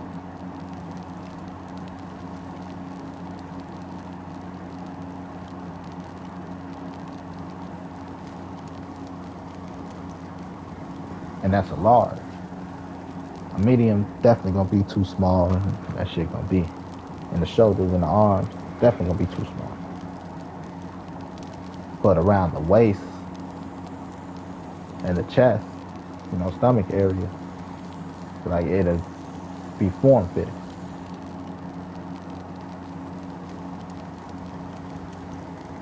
So again, I can change style, but how I wear my clothes, this is how I gotta wear my clothes. So find a style that fits in me wearing my clothes like this, because some styles, like the skinny jean is the style. No, fuck out of here.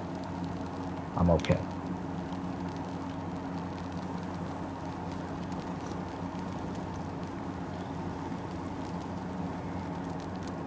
No, so there is compromise, and then there is just changing yourself completely. And I won't give up who I am just to change my style. Clothes don't make the man make the clothes.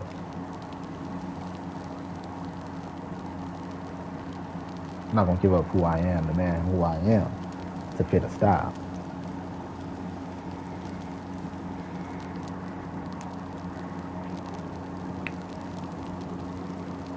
And that's the same way you should run your household. I'm not gonna give up the person I am to fit your household. And that's what I teach my daughter. No, I don't care who you choose to love, for the most part. You know, but how you give yourself to a relationship and how you allow a motherfucker to manipulate you, I will speak on. Man, woman, older, younger. Sometimes it don't matter. You know, if you bring home, let's say, 2 years, you brought home 4 young dudes your age. I'm gonna say, when I say young, you're your age, and don't none of them fit you. Then you bring home an older dude who just happen to fit you. You know, my only intentions is to understand is, do you just date younger women, or is this kind of the exception? It's like, would I date a younger woman? Yeah. Do I look to date a younger woman? No. You got to be the exception for me to date a younger woman. But there's some dudes that only date younger women. That's a predator. You know what I'm saying? Like, it's crazy. So it's try to establish that as to where I interfere and intervene. But if you bring home four dudes your age that is not on par, like shit, you can bring home 2 dudes and 2 chicks. But if they not on par, then I'll get this older motherfucker a try. Maybe they could love you properly. Because these motherfuckers ain't loving you properly.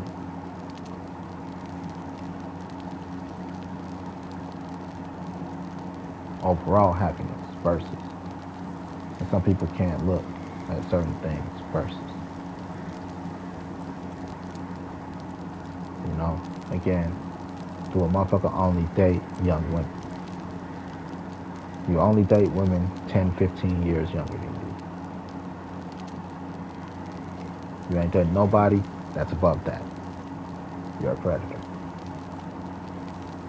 Some women only date guys with money. We call them gold diggers. Gold diggers are predators. You're a predator.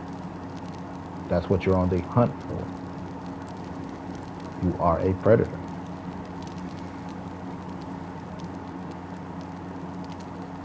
You know, we always look at the extremes. We just never look at, like, chubby chasers.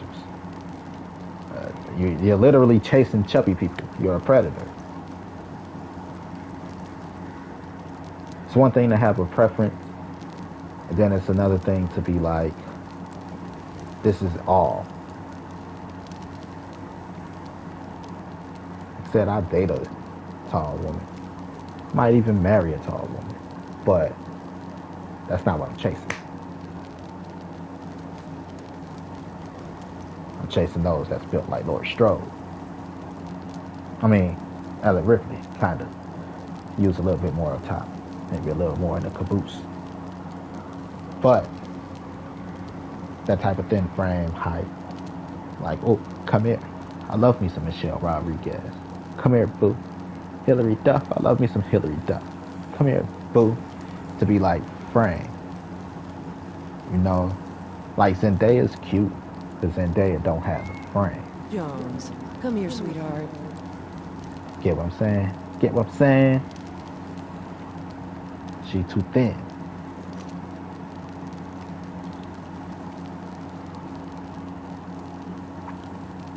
She ain't got no titties and she ain't got no ass. Zendaya's Tobey Maguire in blackface. No, not Tobey Maguire. Tom Holland in blackface.